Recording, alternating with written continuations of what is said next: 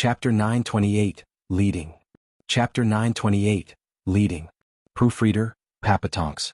With the fragrant tea safely in his belly, Zhuofan casually held the cup with a relishing sigh as he smiled and gestured at Shangguan Yulin. In a damp and dark hole such as this, some hot tea feels like heaven. Ain't that so, guys? Ha ha ha. Yeah. Mr. Gu knows how to enjoy life, ha ha. The elders went into a constant praising spree, all while sporting wide smiles. Zhuofan could pretty much say anything and they'd still accept it. Shangguan Yulin's face twitched from anguish, it cut so deep that death was starting to look oddly inviting. Then it dawned on him. Zhuofan was putting this overblown display after all those days spent under the knife and now actually turned out to be the worst torture of his life. In the words of Confucius, with socialism, fear not scarcity but inequality, not poverty but instability. The reverse applied just as well. In these two's case, the pain was amplified greatly when one was having the time of his life. While if the other had suffered, then no matter the torture received, it would never strip away the joy he felt if he got to see the other suffer. This was divergence, this was human nature. But to a most ambitious young man that had struggled all his life, he could never bear to watch another enjoying the dreams he yearned for. Zhuofan was basking in the elders' attention and praises, wallowing in more respect than a clan head would receive. What made it worse, it was none other than Zhuofan who was reaping the rewards, the one guy he despised with all his being. It translated into more than just bruised ego for the young lad, it was crushed, along with his heart. What? We're both spies for Shangguan Feiyun, so why do you hail him and not me? I'm still a young master of Shangguan Feiyun. He's just an outsider. Why are you treating him so? Shangguan Yulin's heart was consumed with jealousy, tinting his suffering in a harsher light. Zhuofan's eyes shone. That ought to do for foreplay. He regarded the elders. Seniors, please give us the room. I wish to have a private word with my disciple. Would it be possible? Sure, we're here to fulfill all of Mr. Gu's requests, ha ha ha. The venerables saluted and led the men out, then we'll be taking our leave. Mr. Gu, if there's anything at all, just ask. The heavy stone door rumbled and shut this dark cave. Shangguan Yulin felt numb. How are they the great elders of Shangguan Yulin? All I see is lapdogs with no dignity. The minute the door was shut, the elders' beaming smiles turned upside down, grief taking hold. Sixth elder taunted, brothers big and small, who knew you had such nasty sides to you, ha? Just don't. The punk wanted us to play along, that's the only reason we'd gone through such indignity. The elder who asked for a chair and table rolled his eyes, certain he'd never hear the end of this from his brothers since he hated this disgraceful crap the most. The others' teasing glances proved it. One venerable waved and became serious, that's enough banter. This is a crucial matter. Using an already compromised spy to send a message is dangerous enough and might lead to unforeseen mistakes. Understanding this is the most important. The boy is adept in mind games, and the faster we get our pawn Shangguan Yulin to fall in line the better.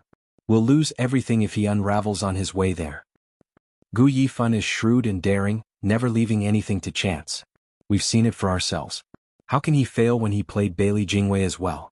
Although he did that from the shadows and held the advantage of being overlooked. Now that he's going against Bailey Jingwei in the open with his son on the line, he's bound to be doubly careful. What's so bad about using some of our integrity in exchange for the soaring sword? Another venerable spoke up. The men nodded, no longer depressed by the demeaning act they were forced to perform. After the elders left, Zhuofan was left alone with Shangguan Yulin in the dark cave. He placed the cup down gently and stood, aren't you curious about how they're hanging on my every word? Shangguan Yulin rolled his eyes. Screw you. Go ahead, you bastard, keep pretending till you get sick of it. You're a prisoner here and so am I. We're both traitors to the clan, so you shouldn't hate me. I'll be honest, we're both the same. Zhuofan sighed, his eyes taking a forlorn tint. Out of consideration to young Sanzi, I only wanted to take Shangguan Qingyan back to the clan and then leave, but they just grabbed me after being found out. I'm just as trapped as you are at this point. Shangguan Yulin glared and mocked, trapped? From this angle you're more like a king. All the elders are kissing your feet, almost throwing yener at you in the clan head spot. What's there not to like about that? Clan head? Aha, I'm not their kin and have priors. My track record isn't exactly spotless. You think they'll put someone like me at the helm? Zhuofan raised an eyebrow, you're overthinking things. And besides, the only reason they show respect is so they can get the one thing they want the most. Shangguan Yulin gasped, soaring sword. Yes, that thing. Zhuofan's eyes shone. I have possession of the soaring sword and they have to play ball, all while attempting to string me to let it slip where the divine sword is at. Even honey trap is considered. What? Slow your roll, they haven't cracked me yet. Shangguan Yulin tensed in reflex. Of the Shangguan clansmen coming to the central area, there was just one girl included. The honey trap could only mean. Shangguan Yulin's mind did not finish the thought as Zhuofan came to reassure him. Then he snickered, my nerves are of steel, though I don't think they'll last much longer. You know it too, that Yenner? Shut your mouth. You can't call her like that. Shangguan Yulin cursed. Zhuofan waved him off, having found his leverage on the punk, and went on the offensive. It's not my fault. Those guys keep getting us together. They promise that I just have to give them the soaring sword and I'll become their son-in-law, having all the power. You know I'm stalwart. The thought of my son in the hands of Shangguan Feiyun is what kept me from refusing for so long. I still wish to use the sword to get my son back. Off you go then. Why the hell are you rambling about Yenner to me? Don't you think I'd have done it by now if I could? Dumbass. Would those bastards outside ever allow me to go through with it? Zhuofan sneered. The oldies were just outside, ears glued to the door and boiling mad. Bastards? He knows we're here listening yet has the nerve to call us names? Shangguan Feixiong and Shangguan Qingyan just came over and listened in. The minute Zhuofan's words about hooking them up were heard, Shangguan Qingyan went beet red, her eyes furious. Though for no particular reason she had a bashful smile as well. She knew it was all part of Zhuofan's plan. Shangguan Yulin's brows shook at the mere mention of Shangguan Qingyan. Then what do you want? I'm under constant watch but only kept here. I am confined to this cave like a prisoner. Zhuofan's eyes shone. That's why I need someone to send Flying Cloud Manor a message, to set up an exchange place. The minute I get a breather I'll rush to get my son back. As for my trail, I'm sure the people of the manor are more than happy to settle them. It's simply borrowing strength. Shangguan Yulin stared hard at Zhuofan. Of course it is using Flying Cloud Manor to help yourself get away? This, in turn, let him see Zhuofan's point and smirked. You mean to have me go? Exactly. I did say we're the same, you and I. We can't stay with the Shangguan clan and you need a new home, no? That makes you the only one I can trust since our goals align. Since we both want to leave, you won't sell me out. Grinning, Zhuofan said, since I have the soaring sword, Shangguan clan sees me as precious. They won't just let me go but they're happy to fulfill all my wishes. I'll ask them to free you and then you can send my message. We'll work together so we'll both get what we want, right? Chapter 929, Take Notes. Chapter 929, Take Notes. Proofreader, Papatonks. Win-win? Shangguan Yulin squinted and mocked. Sounds too good to be true. You win, I win, everybody wins. But tell me this, why on earth should I help you? You said it yourself, everybody wins. Or do you plan on spending the rest of your life in Shangguan clan's torture chamber, spending every second of it in unadulterated agony? And? Shangguan Yulin haughtily said, I'd willingly stay in the 9th circle of hell so long as you're a couple circles above. I may know only pain, but seeing you right there beside me with a wretched look will be a sobering experience, ha. Zhuofan sighed, do you hate me that much? We don't have anything against each other. I only fooled you a few times now. Getting you to knock your head on the floor, carved degenerate demon on your chest, made you shout master this and master that, had you grovel at my feet, but only for a couple of times, then. Was that all? I honestly can't recall. That should be it, right? You want more? Isn't that goddamn enough? His face twitched with every sore spot that Zhuofan thoroughly skewered, bringing his anger to an all-time high. Guyifun, you're nothing but a foul rat. I come from a respected house, the Shangguan clan.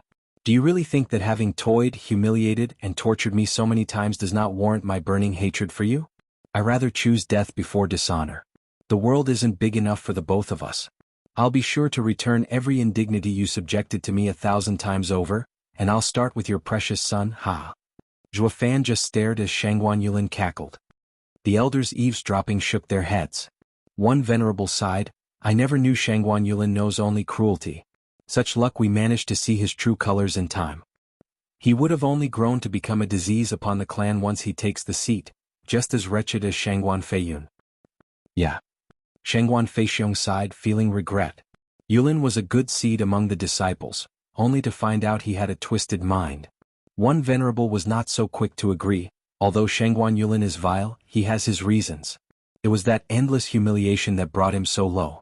Tell me, would any of you be able to take the high road and have a clear conscience when Gu Yifan toyed with you?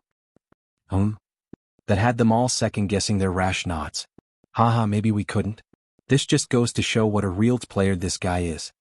Shangguan Qingyan giggled and Shangguan Feixiong glared. A man is never to be demeaned. Dignity is most important to a practitioner. Gu Yifan is even more twisted, having humiliated and played Shangguan Yulin like a fiddle, so why are you laughing? Shangguan Qingyan covered her mouth before any laughter slipped again. She knew this wasn't right, but just picturing Shangguan Yulin banging his head on the ground before Zhuo Fan's feet was most hilarious.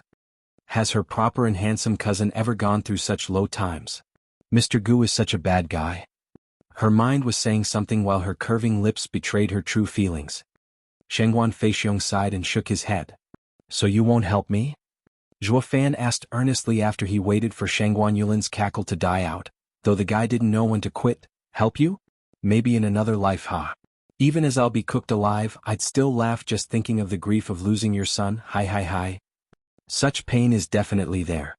Zhuo Fan sighed but then smiled, though it's bound to last 5 years, 100 tops. With our long lives it's like a drop in the bucket. It'll pass anyway. Having descendants and spending time with them will be sure to numb the pain. Shangguan Yulin shook. Time with descendants? Well, you can't expect me never to move on. He's only a son. Zhuo Fan put on an evil smirk. Speaking of, the chance of a house filled with children is right now knocking on my door. Your uncle and elders are begging me to take the apple of their eyes, all for a measly soaring sword. So you can keep your help and I just have to accept the loss of a son to move on and make some more. I'll go to Yenna right now, get the buns in the oven so they can't weasel out. It'll make giving the soaring sword all the more a sound decision. Your uncle can't have his little girl turn a widow so fast either. As for you, my good disciple, whether stuck in hell or pushing through it, remains to be seen if you'll see me wallow in misery over the loss of my son or bask in the laughter of my kin. Ha! Zhuo Fan walked to the door having finished his piece. Shangguan Yulin was left stumped. How could I forget? He doesn't actually need to get his son, not when there's another choice with an endless future waiting. His son might die but he'll have a pretty wife and be surrounded by kids. And I, nothing more than a patsy fated to die either way. Seeing him smile from hell will only pour acid on my wounds. How can I have such rotten luck? Any choice will get me killed while his choices all promise a nice and cozy future. And by not saving his poor son, he'd become Shangguan clan's son-in-law, rising higher. It was something this young master with an if you're there to suffer along mentality could not accept. So Shangguan Yulin cried out, wait, back up. I agree. How can I not? All I'm asking is that you keep your distance from Yenner. Zhuo Fan paused and looked back with a devious smile. Finally fell for it, bastard. Amazing. A venerable praised, the kid's mind games are ridiculously good, toying with Yulin's feelings and thoughts. He has the other state of mind under control, ergo his desires. What do you guys think now of the previous indignity?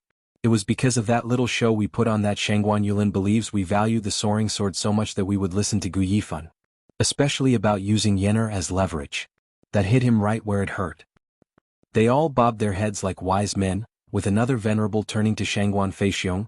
Feixiong, take notes, this is the kind of mentality you should have as a clan head, as the leader of Eastern lands.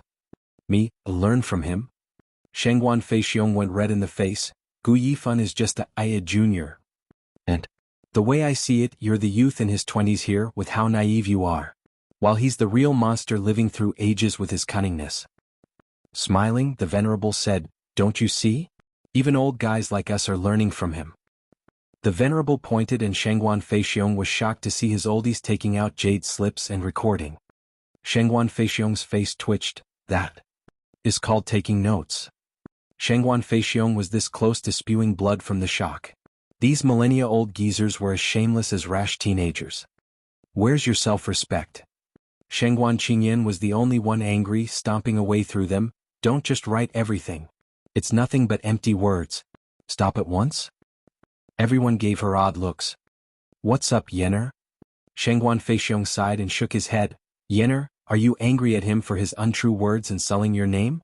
Or is it at him for not following through with it? Ha ha ha. Ignorant of all the ruckus outside, Zhuofan flicked his hand and the chains were off Shangguan Yulin. Then he threw him on the ground. Hey, what's that for? I agreed, didn't I? Quiet. Zhuofan shouted for him to stop talking. You did agree, but there's nothing trustworthy about you. I'll have to leave my mark on you again in case you get any ideas along the way. Just you try.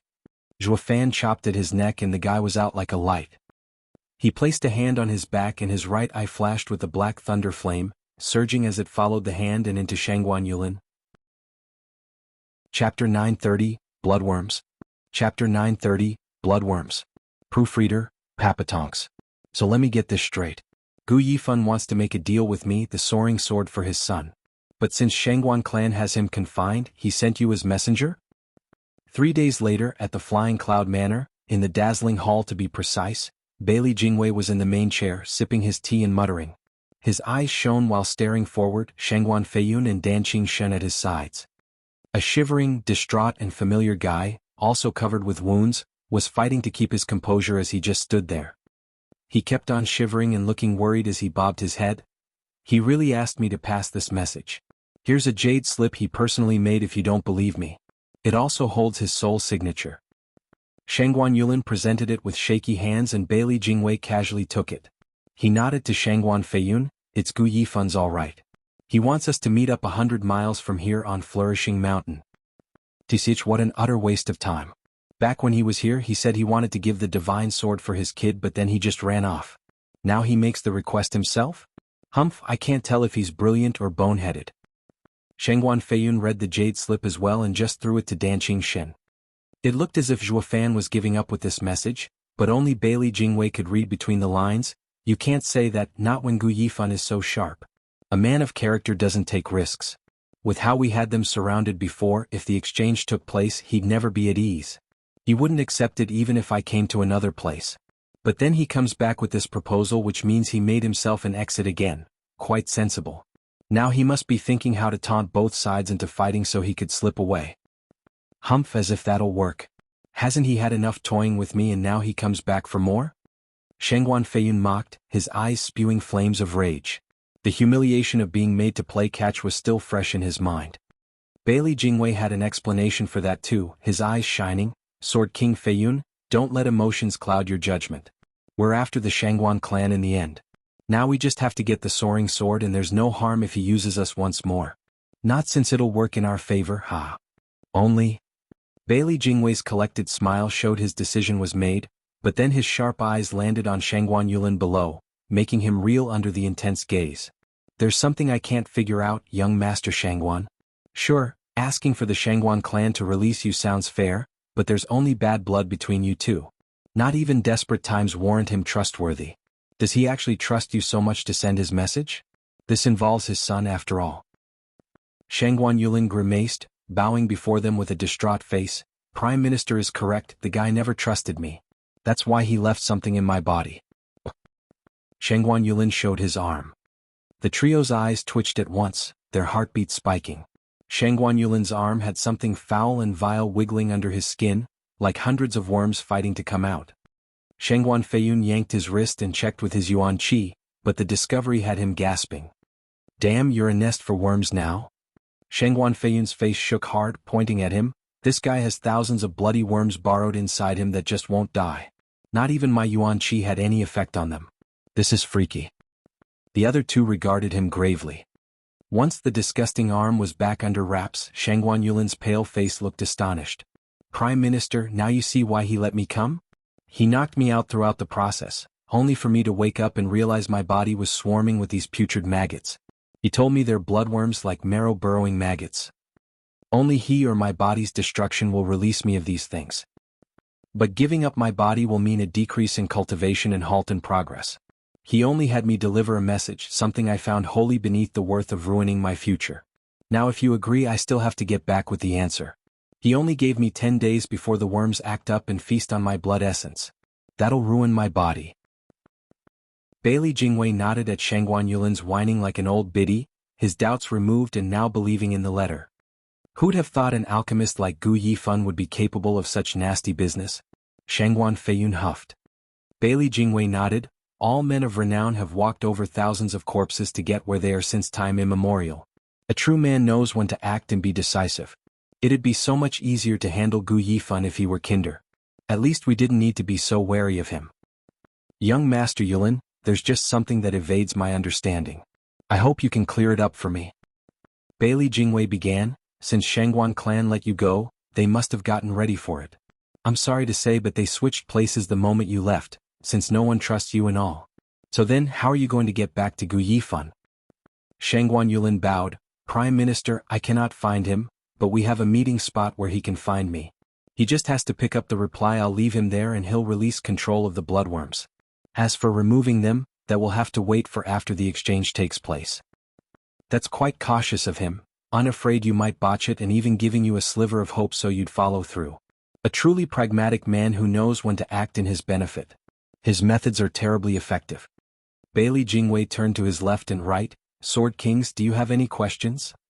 Shangguan Feiyun and Danqing Shen shook their heads, speaking at once. Prime Minister's decision is enough. We have nothing to add.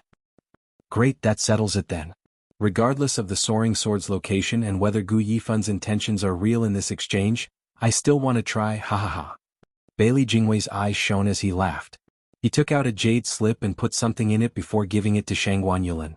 Young master, here's my reply. Take it to Gu Yifan. I accept his offer and we'll meet in half a month. Shangguan Yulin gave a deep bow as he took it, though he looked hesitant standing in the same spot. Bailey Jingwei asked, aren't you on the clock? What's holding you back from finishing your mission? Prime Minister, well, Gu Yifan has another matter for sending me. Its conclusion will decide whether Prime Minister's reply feels honest to him or not, if he would come or not. And what's that? Bailey Jingwei followed. Shangguan Yulin began, Prime Minister, I would like to see if his son is safe. Absurd. A felon like him will get his son only when he gives the soaring sword. Why on earth will I reveal his location to that bastard beforehand? You take me for a 3-year-old, using slick words to get me to spill his location so you could bust him out? Shangguan Feiyun snapped in rage. Shangguan Yulin sighed, Uncle Feiyun, please don't be angry with me. I don't want to see the brat either. But that's what Gu Yifan said. If his son is dead, then the soaring sword exchange will go to the dogs. God damn it. Who are you calling a dog? No, uncle, that's not me but Gu Yifan's words. Shangguan Feiyun exploded in rage and power, making Shangguan Yulin shudder and turn frantic in explaining himself. Curse you, Gu Yifan. You have me go send a message and even mock the other. Now my head is on the line while you're just laid back home. The only reason I'm doing this job for you is because of those damn bloodworms. All he could do now was brace. Uncle, please calm down. It's quite normal for a father to miss his son after such a long time and be concerned about him, ha. Shangguan Feiyun sighed and nodded. Bailey Jingwei's eyes shone, never leaving Shangguan Yulin out of sight as his lips curled dangerously. Chapter 931, Hanging by a Thread. Chapter 931, Hanging by a Thread. Proofreader, Papatonks. Then you can go and tell him his son is safe and sound, treated like a prince. He can make the exchange without worry. As for seeing him, haha, I find it unnecessary. Bailey Jingwei showed a crafty smile as he sipped tea. Shangguan Feiyun mocked, yep, so go ahead and tell him that. It's not like he has some divine eye that can tell him if you have seen the kid or not. I wish it were that simple. Shangguan Yulin sighed in distress. You know as well the punk is lively as a monkey. He won't be fooled with just that. He told me he and his son had a signal. I need to see the child in person and relay this signal. When I reply, he'll only believe if I come with the matching signal, or he'd believe his son is dead and the deal is off. He'll just give the sword to Shangguan Yulin and throw his lot with them. Shangguan Feiyun cried out, there's something like that? You just have to see the brat? It seems like it. Shangguan Yulin had no intention of seeing Gu Santong if he could help it, which he couldn't. He was always scared here in the Flying Cloud Manor, and the faster he left, the better. There was no way he could feel safe, not when Shangguan Feiyun was right there flexing his power. Shangguan Feiyun frowned and turned to Bailey Jingwei, but the man was deep in thought. Shangguan Yulin's heart sank, having a really bad feeling. Why, you didn't actually kill him, did you?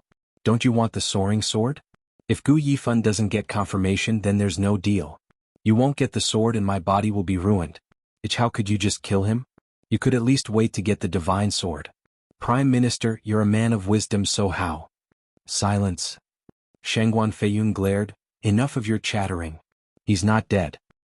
Oh, so he's alive. Then why are you so sensitive to the topic?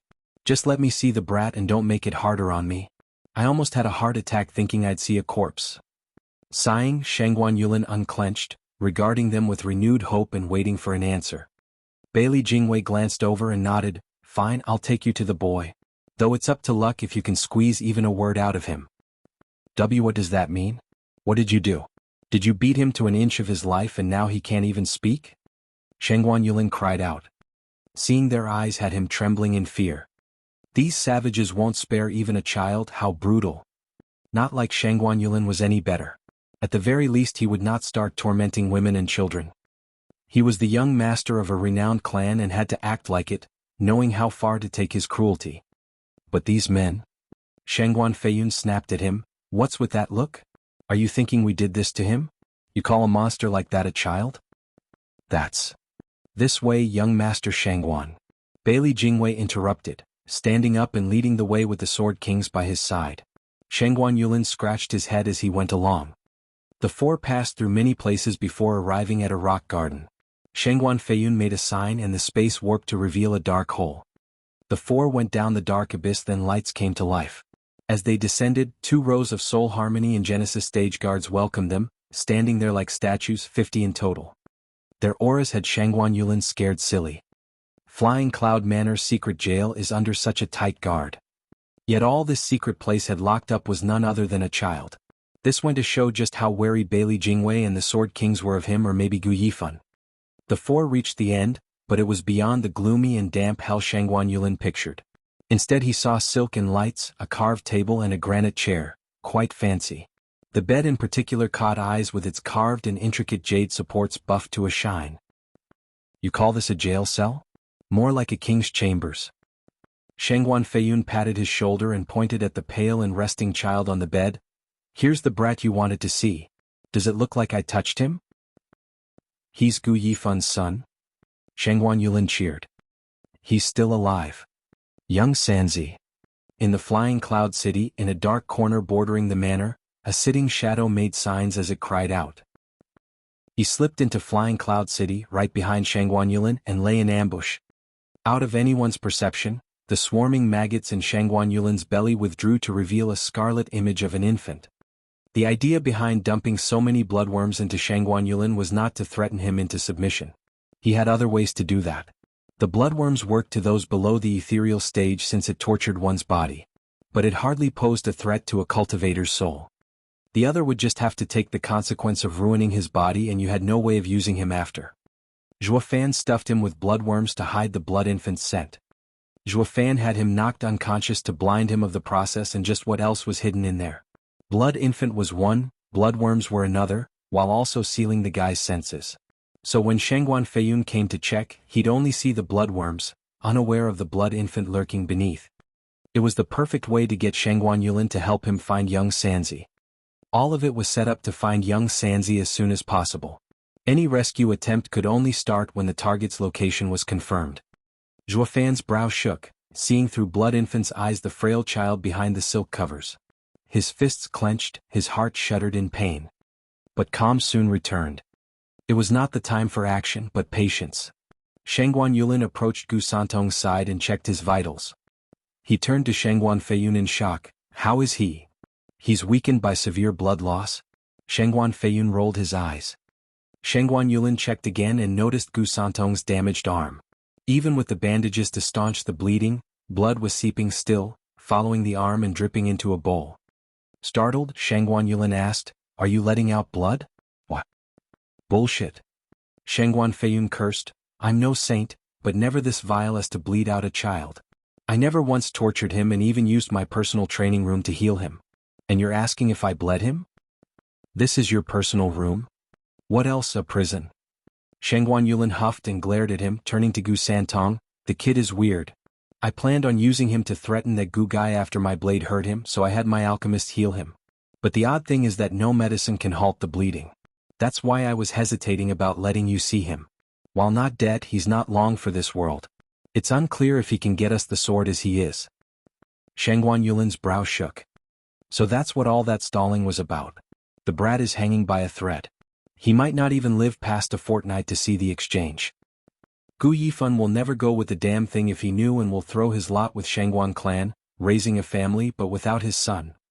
Zhuo Fan was overwhelmed at the truth about his condition, worried and flustered. Young Sanzi can't heal? W.A. Chapter 932, Weird Signal. Chapter 932, Weird Signal. Proofreader, Papatonks. Checking Gu Santong's pulse, Bailey Jingwei turned to the others with a shake of his head. No change. His wound didn't mend at all and his blood kept flowing. He'll soon die like this. Sword King Feiyun, you really went all out back then. How's it my fault? Shangguan Feiyun sighed. I've just been wounded myself and the rage made it hard to control my power.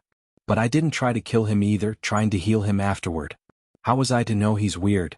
Any other guy would be on their feet right about now. But look at him, he's only getting worse. Shangguan Feiyun was perplexed at this outcome. Bailey Jingwei shook his head and smiled. Never mind. What's done is done.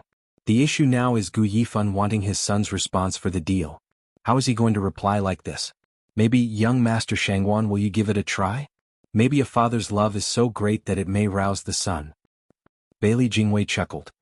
I guess I'll give it a go. Shangguan Yulin had no hesitation, not when this involved his future. He had to get an answer out of the brat one way or another.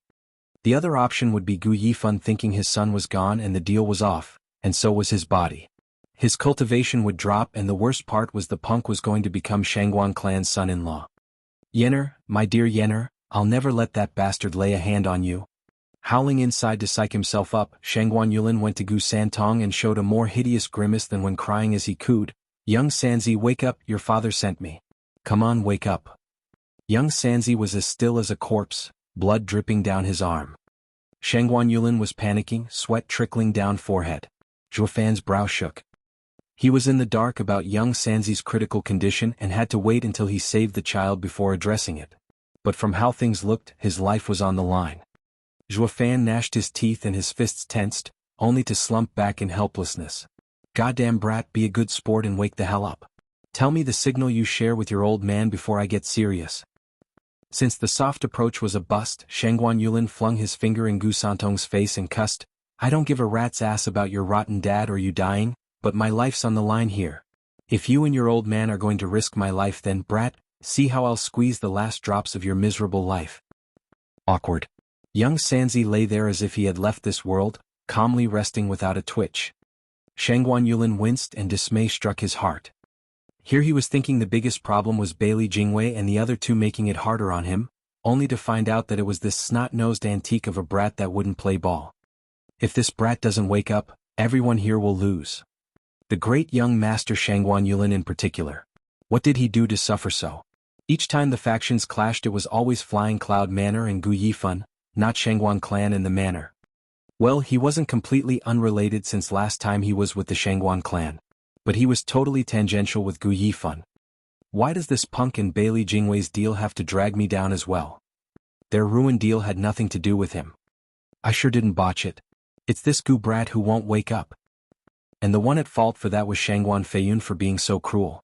None of this was his fault, he was innocent. Why then does your ruined deal end with me losing the most? Why am I the one to always take the fall? Shangguan Yulin's heart was filled with complaints after complaints, having a worse fate than anyone in the world. While others might die out of the blue, he was worked to the bone by both sides, and what did he get? Suffering and death. And for what? Heavens above, why the cold shoulder, why the cruel fate? Shangguan Yulin's heart was bleeding, finding the world's misfortune dumped on his wee shoulders. Bailey Jingwei mocked him. Young Master Yulin, I thought Gu Yifan sent you to give a message to his son. Do so, and maybe the strong bond between a father and his son will bring about the signal. Maybe even wake him up? Give it a go, haha. Shaking all over, Shangguan Yulin turned solemn and nodded with hope. Fine, anything's better than dying. He lay next to young Sanzi on the bed, whispering sweet nothings. Young Sanzi, your dad asked me to tell you about your agreement. Do you remember? Whenever you're in danger, I'll always come save you. A gentleman can't forget his promise. Is that what a father tells his son? Why does it feel like a talk of equals? Shangguan Feiyun was puzzled. Bailey Jingwei was the same, but his mind was working on a solution. Then a faint whisper resounded, "A gentleman never forgets his promise." Ha ha ha. Startled, the men looked to find the weak Gu Santong open his eyes and let out a faint laughter. He actually woke up. What's up with that signal anyway? Shangguan Feiyun shouted in astonishment. Bailey Jingwei chuckled and shook his head. These two are a pair of oddballs. I heard that some fathers and sons see each other as equals, ignoring outdated traditions. This must be the case as well. A gentleman's promise, ha. The others nodded, but Shangguan Yulin was not one to give a flying hoot about how much of a weirdo the Gu members were. He only wanted the deal to take place so he could keep his own skin, quite literally. Shangguan Yulin perked up. Brat, it's damn time you wake up. Hurry up and tell me your answer to the signal. I'll be off telling him the minute you do. Degenerate demon, why the hell would I tell it to you? Gu Santong's angelic face took on a savage smile. Pale as he was, he nevertheless succeeded in getting across the dripping disdain and scorn he had for Shangguan Yulin, cutting the man deep. For God's sake, even the Gu brat is mocking me? How is that normal? Crunching his teeth, Shangguan Yulin clenched and spat. Screw you, brat. Hurry up and give me the signal like a good kid so your dad can give the sword for your petty life. I win, you win, everybody wins. Cross me and I'll be sure to make both your lives a living hell. Degenerate demon, why the hell would I tell it to you? Gu Santong rolled his eyes. SSS. Shangguan Yulin was fuming now. Brat, didn't I just say this is for your own sake? Staying here any longer will only get you killed. Your dad just has to give the sword and only then you'll survive. Talk, what's the signal? Degenerate demon, why the hell would I tell it to you? Screw you. Why can't a rotten kid fricking understand reason? Shangguan Yulin was on the verge of having a meltdown as he held his head. His knees softened and kneeled at Gu Santong's side, pleading, Child, I'm here to help your father get you back. I've said my signal, so can't you do the same? We're on the same side. Give me your reply and everyone will be happy. Gu Santong gave him a long look, then sported a wicked smile. Degenerate demon, why the hell would I tell it to you? Shangguan Yulin's face twitched hard, his body shook and his mouth bled. Turned out that Gu Santong's repeated onslaught had popped a vein in him. Young Master Yulin, pardon the interruption. Bailey Jingwei intervened. Is it possible that the reply is degenerate demon? Why the hell would I tell it to you? Shangguan Yulin's eyes blanked out, dumbstruck. Then he turned to Gu Santong's cute and mocking smile. The wounded brat couldn't be more obvious in his scorn. I already told you the signal, but who was the deaf one here? Shangguan Yulin's face twitched, his heart cracking like glass, tears seeping from the seams. These two are toying with me, they're getting their kicks until I die. Chapter 933, Boom. Chapter 933, Boom. Proofreader, Papatonks. Gu Yifan and his son sure know how to have fun. It's such a weird signal that it makes no damn sense. Shangguan Feiyun shook his head at the twitching, crushed and seething Shangguan Yulin. Bailey Jingwei was just as clueless, so he just shook away the thoughts. It's how oddities are, or maybe it's just a way to obfuscate others from randomly guessing the signal. There's no point reading into it. At least we now know his response and can make the deal. Young Master Shangguan, you should be going. Weren't you on the clock? Bailey Jingwei smiled at the depressed Shangguan Yulin with the intention of kicking him out. Shangguan Yulin got his meaning of sealing the deal fast, so he stood up and bowed to them. Then I shall go to Gu Yifan with the reply. I shall be the first to congratulate Prime Minister getting the soaring sword from the punk. Why thank you, young master. Bailey Jingwei smiled, as did the other two. While this guy had lost all his value, he was still smooth. Such flattery was neither forced nor overblown, said just right to make others feel good. Maybe he's still of some use after all, ha. With that done, they all went out of the cave, giving no attention to the weakened Gu Santong on the bed. Gu Santong eyed them and smiled. He let out a breath and closed his eyes, though muttering, Dad's coming to save me, ha. But did he get what I meant? Thump. Bailey Jingwei and the two Sword Kings led Shangguan Yulin outside, being nice and friendly with him like he was a real guest of honor. He was cautious as he walked, the rows of powerful guards giving him a bad feeling every time their aura flared. Staying just one extra second in this accursed place felt as if his life would be over. The peculiar thing was, the closer he was to the exit, the more pronounced it was. Shangguan Yulin shivered out of nowhere and halted. They had only reached half point of the tunnel and still had a way to go. Shangguan Feiyun paused, giving him an odd look. What is it? Why did you stop? Shangguan Yulin just stood there, frozen in panic with horror in his eyes. He did all he could to move his jaw, but it felt he had lost control. Shangguan Feiyun scanned him since he was acting even weirder. What's he playing at? Shangguan Yulin gave them some hopeful looks, trying to convey something impossible in a gloomy place such as this, and the others walked over. Just as Shangguan Yulin was feeling terror, 100 miles away in a dark corner outside the manor, someone was using those same eyes as he waited for the target to approach. Squinting, Zhuofan was like a patient hunter on the prowl. He made a sign to nail Shangguan Yulin on the spot, while using the blood infant's eyes to see Shangguan Yulin taking slow steps towards him. The closer it got, the colder his gaze was. Boom. The instant Shangguan Feiyun reached Shangguan Yulin, Zhuofan's hands shifted. Boom. Shangguan Feiyun's senses flared with grave danger coming from within Shangguan Yulin, something he hadn't felt in ages. Though sensing did not equal reacting. Shangguan Yulin's sudden explosion as a soul harmony expert swept everything in its path, most of it focused on Shangguan Feiyun in front. Though a peak Genesis stage expert was far from defenseless. As one of the very best in this world, it would bring about endless disgrace from being even hurt by a soul harmony stage self-destruction. On the instant the explosion was triggered, Shangguan Feiyun's strong Yuan Qi was unleashed to shield him from the blast and leave him untouched. It did not go as well for the guards though. Sure, they copied him to resist the blast, but the worst off among them were the soul harmony stage guards. In a narrow place like this, with no place to hide, they could only rely on their Yuan Qi. Survival and death came to one simple fact, whether they were just a bit stronger than the suicide bomber or weaker. Some would come out with heavy injuries while some never got up again.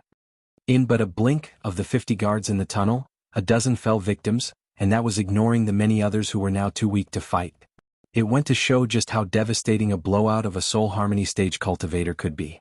It had to be, or no one would be doing it. But this was just the start. As everyone rejoiced the worst had passed, black thunder flames shot from the center of the blast. It was Zhuofan's third trump card he stashed in Shangguan Yulin, the apocalyptic thunder flame. Not even the likes of Sword King Feiyun saw this one coming. It was common knowledge that a self-detonation used one's Yuan Qi, something a Genesis stage expert had to spare just based on the difference in stages. But when the black thunder flame was included, one with the power of total destruction, it was fundamentally a universal killer, all ending up suffering the same miserable fate until its power ran out. Like a claw from hell, the black thunder flame shot like lightning in all directions. Anything it touched, be it flesh or hard bedrock, all burned, wiped out of existence. The Genesis stage guards hardly registered when the black thunder flame touched their Yuan Qi shields, and only heard as it sizzled and was eaten away. The flames then crept on them, swallowing each one as it devoured. It was so deadly, there was no cry released as their souls got submerged in this terrifying black thunder flame. And so, the rest of the guards, 30 plus in number, all met their end in some unknown tunnel. Even the two Sword Kings were panicking around such deadly force. The worst off was Shangguan Feiyun, who was closest, now surrounded by this dark burning killer. His only saving grace was the strong Yuan Qi that kept the flames at bay, away from his body. Though this was not meant to last. He felt as his Yuan Qi was sapped every moment around this thunder flame. He had to leave at once. SSS. The crackling of the flames reached their ears, adding to the fear this black fire incited even in the likes of a Sword King. Shangguan Feiyun was not alone in this peril, with Bailey Jingwei and Dancing Shin being in danger as well. Bailey Jingwei was only in the ethereal stage and could not muster a token of resistance against the Hell's beckoning. It was all thanks to Dancing Shin for surviving as he used his Yuan Qi to protect them both. Judging by the tense brow and shocked eyes, it was not easy at all. He was also fearful of this strange black fire. That boy's eerie flame has grown to such an extent already. The more I feel it, the more terrible it becomes.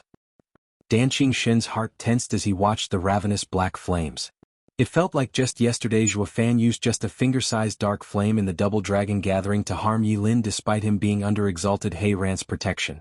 This earned his title as best disciple in Western lands.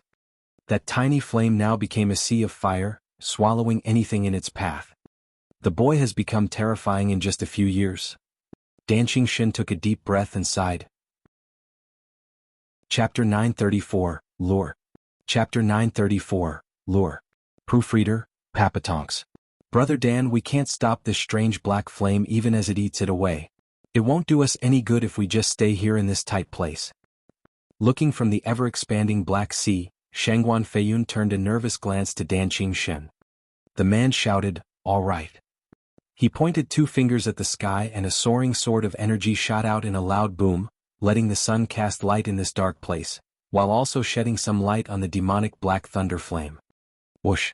Looking at the clear sky with a stray cloud here and there, Dan Qingxin hoisted Bailey Jingwei on his shoulder and flew away from the black flame.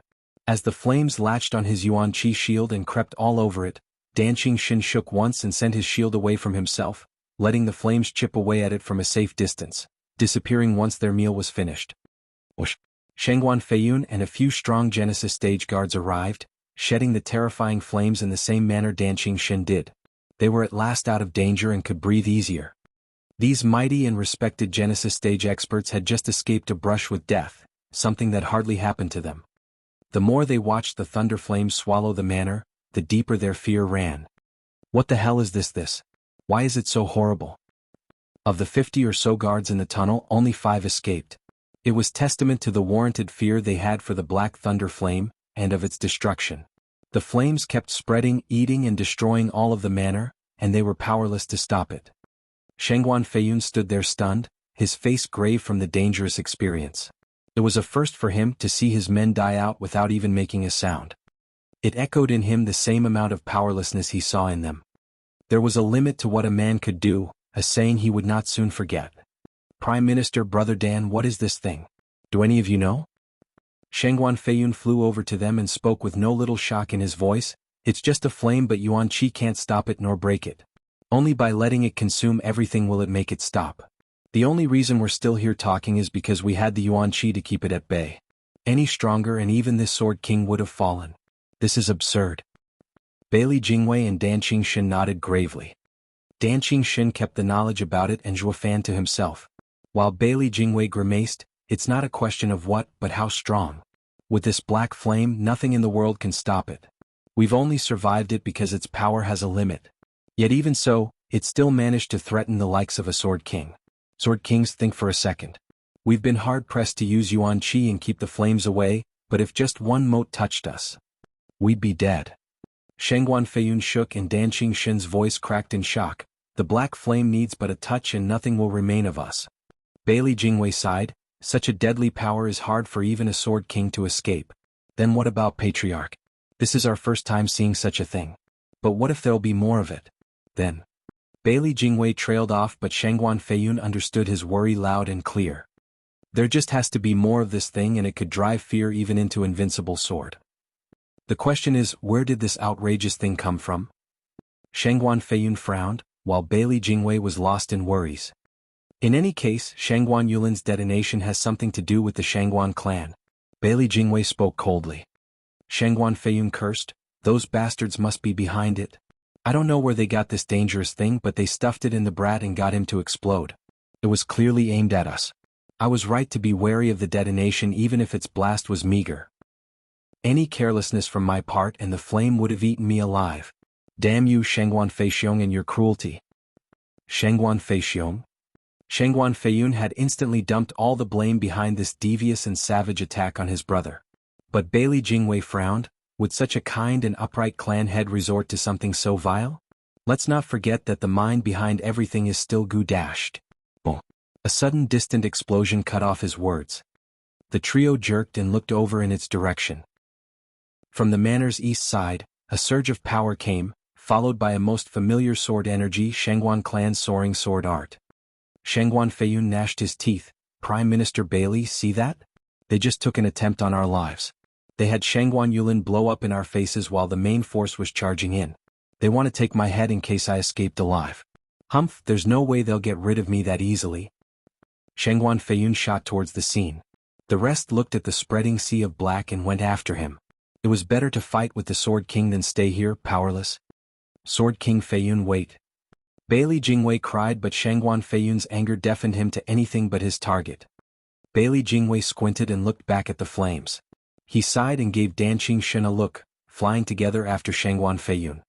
All the excitement and suddenness had made them blind to the on and off red infant going deeper into the flames and using them for cover. It went through the tunnel filled with flames and arrived to where the weakened Gu Santong rested. "Young Sanzi." Gu Santong shook at the familiar voice and smiled. "Dad, you're here." "Of course I am. I've come to get you out. The blood infant turned into a pitch-black sword floating under Gu Santong. It then took the child and disappeared without a trace.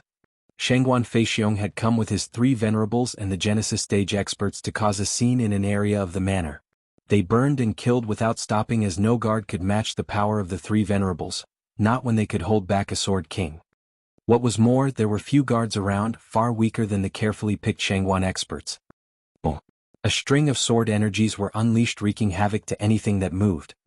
As lavish buildings fell around him, Shangguan Feiyun hovered in the air and heard hundreds of people coming over. Damn it, the guards are mobilizing here. Did the brat do it? I don't know if Shangguan Feiyun and the rest are with them. It will make getting out with just 10 men hard. It may even require to leave some behind. Shangguan Feixiong, you rotten relic, you sent me a suicide bomber and almost cost me my life. I'll make sure you'll never walking out of here alive. Shangguan Feiyun roared as he stormed over. Shangguan Feixiong saw Shangguan Feiyun coming at him like a storm, with Dan Qingshen and Bailey Jingwei not far behind. He ordered, everyone fall back. They took the bait. The rest of the Shangguan clansmen, enjoying senseless violence, shot off at once, leaving this place a broken pile of junk and destruction. Chapter 935, Joint Tactics.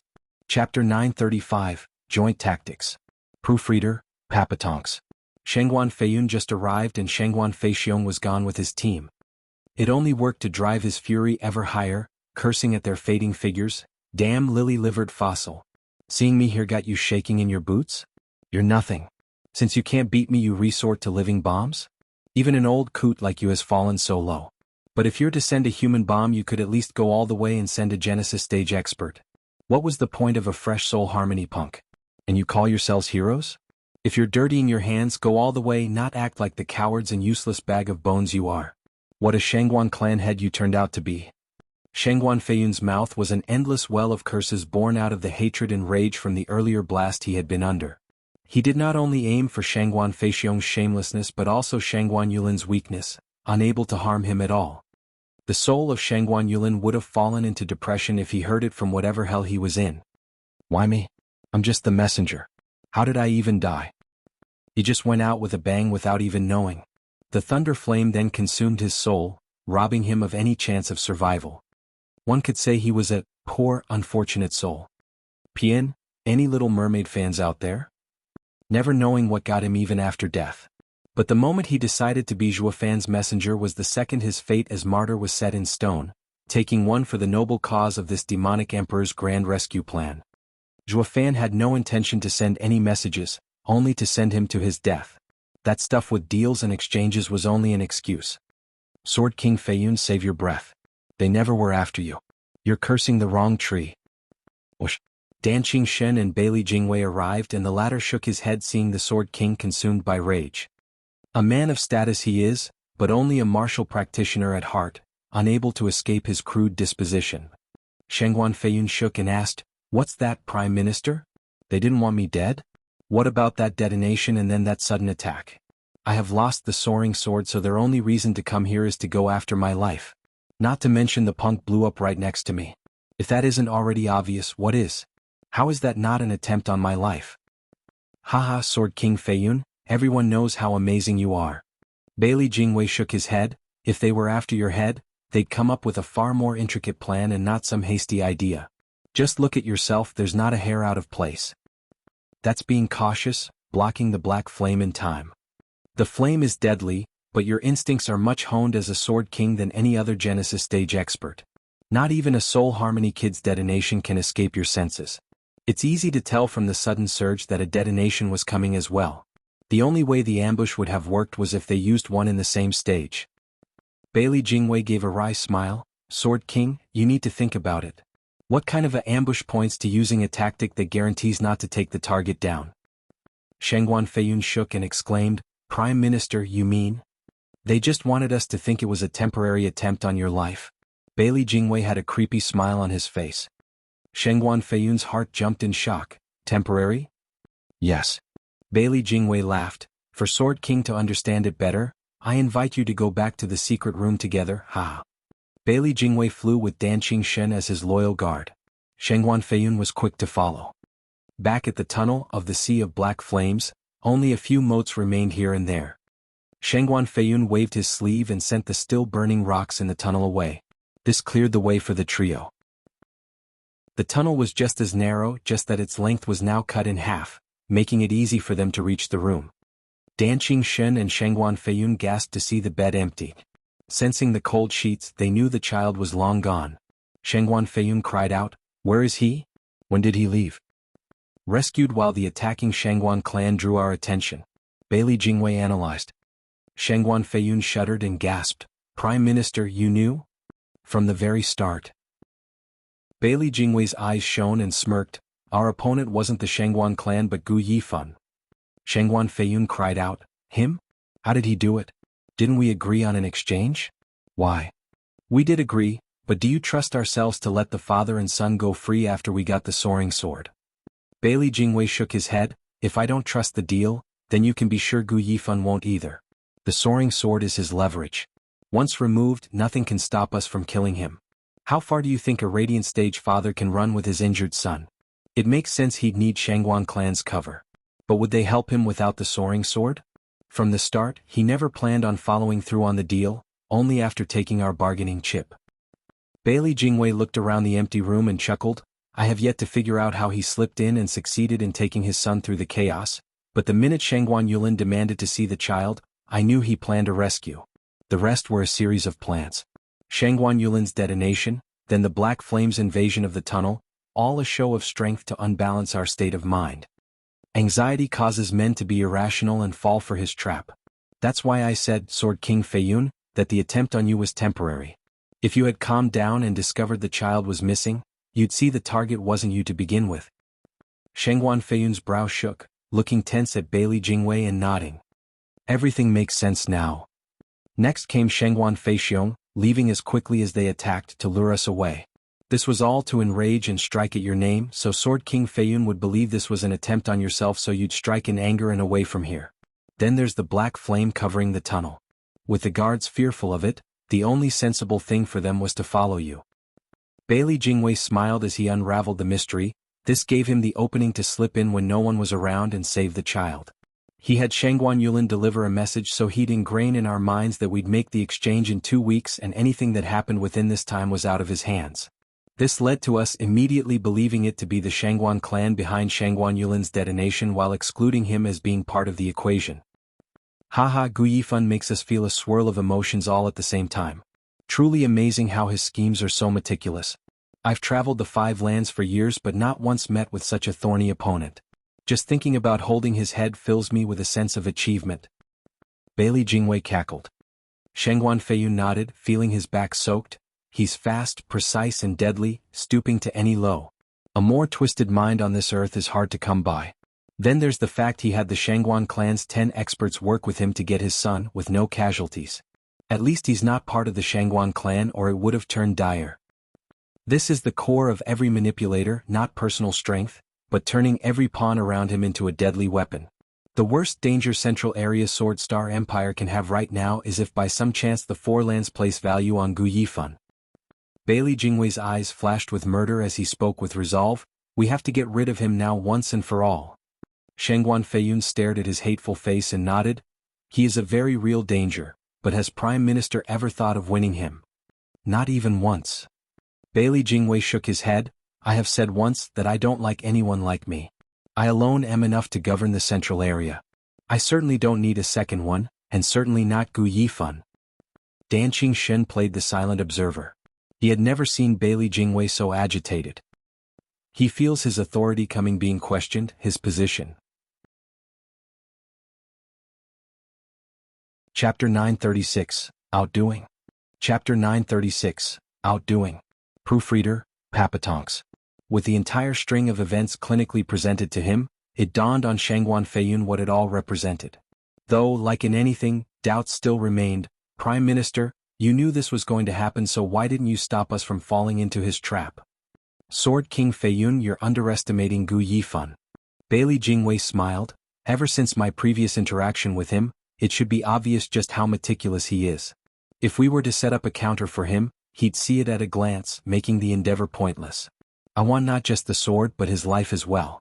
Now that such a cunning devil finally walked into our domain, I would shame his kind intentions and heaven's gift letting this chance slip, now won't I? Humph. Shangguan Feiyun nodded after a pause. Prime Minister is right.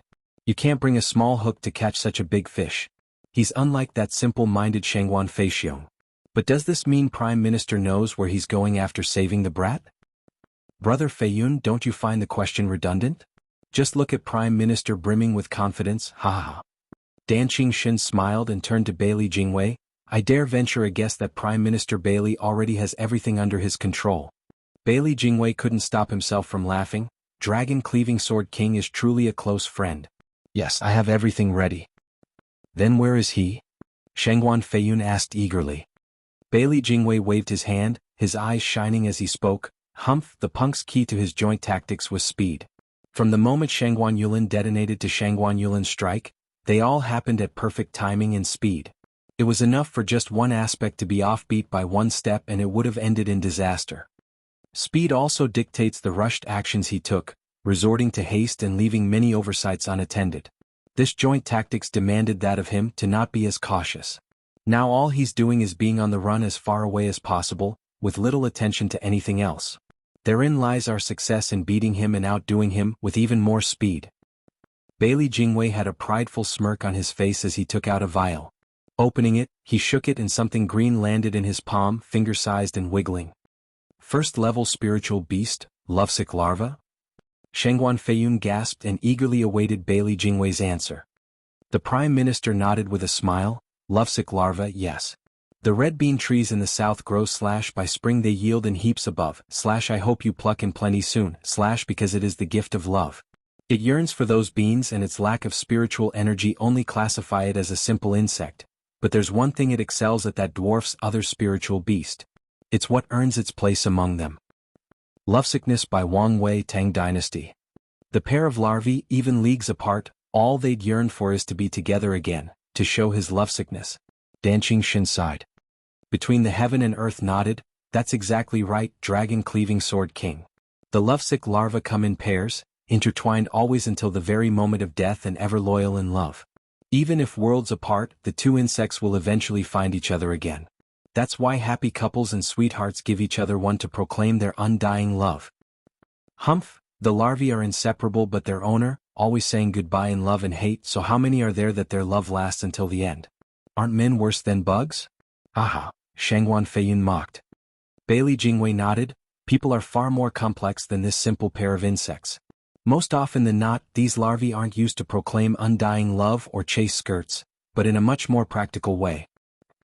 Separate the two, with the male placed on oneself while the female crushed to be refined into the thousand leagues scent. Though named scent, it is odorless and colorless. Not even Genesis stage expert can find it. Only this male larva always crawls towards her direction undeterred. That's what makes it the best tracking method. Does that mean Prime Minister smeared the thousand leagues scent on the brat? What? Shangguan Feiyun lit up at the promising idea. Bailey Jingwei smiled. Of course, right when I was checking his pulse. Gu Yifan must have no idea I've long since planted the perfect bait for him. Though it won't change even if he does realize. His plan is based on speed and has no time to check for details. That is unless he threw the brat away, but then it would mean all his work would go to waste. So he'll bet that I did not take precautions. But you can see that he clearly lost, haha. Bailey Jingwei laughed and Shangguan Feiyun joined him. Dan Qingxin just watched them with a shake of his head, his saddened eyes landing on the lovesick larva. The world had such devoted and love-struck beings, only to end up being a tool for humans and their twisted plans. The heavens are so cruel, following with pain after every success. Will the upright and righteous path of the world ever prevail in winning over the demons plaguing our hearts? Sword King Feiyun, we now have his direction. We'll give chase and grab the divine sword from his stiff cold hands. In minutes, the lovesick larva found the scent of his better half, struggling to reach her. Nothing could dissuade it from reaching her, not the impossible journey nor the slow crawl. Its efforts brought a smile to Bailey Jingwei's face, his eyes shining with cruelty as he signaled for Sword King Feiyun to go on a hunt. Dan Qingxin took a deep breath, following them close. As the demonic sword took Gu Santong out of the manor, Zhuo Fan fled as well. He held Gu Santong close and ran like the wind, with the demonic sword slipping back in his body. Per Bailey Jingwei's speculation, Zhuofan was focused on speed and wanted to put as much distance as he could between them before taking young Sanzi somewhere safe to heal. Holding a Gu Santong that never once got a scratch, now hanging by a thread, plagued Zhuofan's mind. Whoosh! Zhuofan rushed through the air, not stopping for anything. This hour of flight had taken him 1,000 miles off Flying Cloud City. With Shangguan Yulin's detonation and Shangguan Feixiong's sudden attack, the chaos at the manor drew all the experts in Flying Cloud City over. This gave Zhuofan a clear path to get out with ease. Zhuofan's lure was not only for Shangguan Feiyun and Bailey Jingwei, but for all the guards in the city and manor. It thus made his extraction easier, just like he expected and as Bailey Jingwei foresaw. Zhuofan's eyes flash, feeling in control. With the wind whipping around his face, Gu Santong awoke now and then to find himself in a warm and strong embrace and in safety. Looking at the familiar face, Gu Santong winced and felt forlorn for some reason, having never had to rely on his godfather until now, and tears flowed without stop.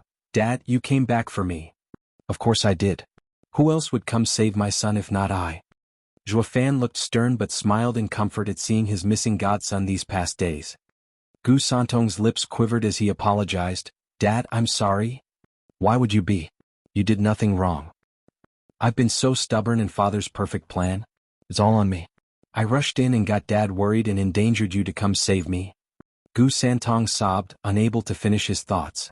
As his cheeks were streaked with tears, his heart was wrecked by regret. Zhuofan looked at him in silence, flying farther and farther away. Chapter 937, All-Encompassing Love. Chapter 937, All-Encompassing Love. Proofreader, Papatonks. Gu Santong cried for a long time, even as his first tears dried, with Zhuofan smiling. "Young Sanzi. Ah. Since you admit you're at fault, given the chance to do it again, would you still save the wench?" Gu Santong shook and tensed as he got lost in thought. When he replied he gave a weak nod. "Yes, father." "Oh? Then why would you repeat the same mistake?" Zhuofan flew as he looked at him with a flat look. Gu Santong sighed. "Because I want Auntie to be safe." "Then why do you say it's your fault?" "I meant for making you worried and risking yourself for me. But I couldn't watch Auntie, who was always nice to me, be hurt. That's why. I'd save Auntie again if I could, but I don't want Father to be in danger because of me either." Gu Santong's fidgeting betrayed his nervousness. Zhuofan spoke calmly. "Young Sanzi, then you shouldn't say sorry." "Father?" Gu Santong shook, looking stunned. Zhuofan's cold tone sounded angry to him. Then Zhuofan sighed and smiled. "We've all been young and rash once. We've all made mistakes. Right and wrong are relative, not set in stone. As long as you think it's right, give it your all. Even if it's wrong, as long as it's worth it for you, do it if you are ready to face the consequences of your choice. A real man doesn't utter apologies lightly, or they would hold no value. A man needs to be liable regardless of wrong or right. Since you saved the wench, you need to be responsible for what follows, including having me spare the effort to save you, even my life." "No, Dad, I never wanted you." Zhuofan's words sounded like his will, and Gu Santong was only getting frightened as he cried. Zhuofan chuckled. "Think thrice before acting, young Sanzi. You're not the same as before. Your every move has ramifications. Since you couldn't let the wench get hurt, does that mean I could leave you be? I'm your dad." Gu Santong's lip trembled, overwhelmed by his love. This was a father, one who would accept him as he was in his entirety. Gu Santong experienced for the first time Zhuofan's endless love he had for his son, feeling this father reliable. It had always been the case of Zhuofan being the weaker one and needed his help, accepting every time because of the fondness of having a dad. Only now, when he was in trouble, he felt his father's arms protecting him. Zhuofan had become his everything, not just a mere godfather but a true father, one such as he could always lean on. Also, is there anything a father and son can't talk about? If you wanted to save the girl, you could have just told me and I would have. Zhuofan continued, "Although my attention has been lapsing that day from always focusing on sealing the falls and never noticing your changes. It's my fault and I should be the one to apologize." Zhuofan sighed with guilt. Gu Santong's regret only grew at his words. "No. It's all on me. I always thought Dad's attention was only on the whirlwind tunnel, ignoring everything else. All plans were coming to a head all at once and did not want to say anything, fearing you might yell at me." Zhuofan shook and regarded Gu Santong's gloomy face. "My own son thinks I'm so cold and unreasonable? That might have been before. Young Sanzi, listen closely, all-encompassing love. We are family. What you like I'll make all efforts to like as well. Trust me from now on. Zhuofan was resolute as he stared at Gu Santong. Looking deep in his father's eyes, Gu Santong bobbed his head, finally showing his usually bright smile. Zhuofan smiled back in relief. As the father and son grew closer as family, a cackle from behind startled them. Ha, I got you now, Gu Yifan. Try and escape this time. Zhuofan's eyes hardened and looked back with a sinking feeling. Those rotten bastards caught up too fast. Whoosh. 3 pretty trails were left in the sky as Shangguan Feiyun, Bailey Jingwei and Dan Qingxin appeared. Though Dan Qingxin carried Bailey Jingwei since his speed was limited. The wisest man in the empire and 2 sword kings were hot on Zhuofan's tail. Their power slammed into him and made him gasp, his frown deepening. How did they get here so soon? It's like they knew our heading. Gu Santong cried out. Zhuofan stomped harder with Gu Santong in his arms. It's obvious they've done something to you so these dogs could sniff you out. I drew them? Gu Santong's eyes shook, feeling ashamed. Dad, forgive me? Young Sanzi, what did I say? A man shouldn't always apologize. Then Zhuofan smirked. Besides, it's all within my calculations. Truly? Trust your dad. Whoosh. Zhuofan sped up, his eyes flashing with cold determination. It was not like sword kings were hot on his tail but mere wild dogs. The odds were, hardly anyone in the whole central area actually got away from any of these 3 big shots. But Zhuofan was confident in his skills, going fast while holding his happy son. Shangguan Feiyun cussed. He just won't give up. Does he really think he can escape from the likes of us? Then again, it's not like we'll show mercy even if he stops, ha. Gu Yifan must be removed. Bailey Jingwei gave a vile snicker, looking at the larva in his hand crawling for Zhuofan, and mocked. His son has 1,000 leagues sent on him and not even a teleportation array can throw us off. The more frantic he is in his run, the worse his already dying son will be. Let's see how he'll deal with that, ha. Prime Minister Bailey, you might find torturing him fun, but I'm done waiting. Shangguan Feiyun swiped his fingers at Zhuofan. Gu Yifan, hand over the soaring sword and I'll spare you or else. Whoosh. A sword wave in the form of soaring sword shot for Zhuofan, its sharp edge making his spine tingle, like death was crawling up his back. He reacted by leaning out of the attack's direction. Whoosh. The sharp edge glanced by his cheek, leaving behind a trail of blood. It exploded in a distant mountain range, leveling everything for 100 miles. The shockwave came seconds later and staggered Zhuofan's pace as he faced it head-on in his run. What he saw before him was a thick cloud of dust, dyeing the sky yellow as it covered even the sun. To Zhuofan, it felt like the wall of dust was there to block him from moving forward. Zhuofan had no choice but to stop, his face grave.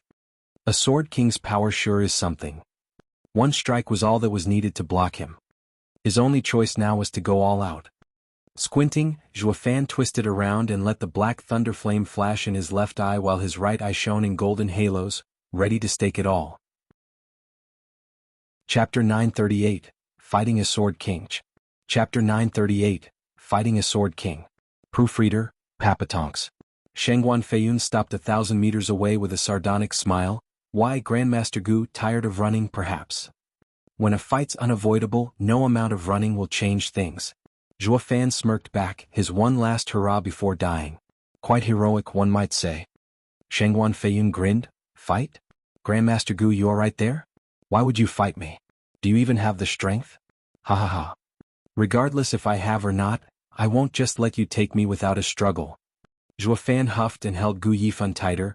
Besides, my name might even travel to every corner, talking about my honorable death fighting a sword king.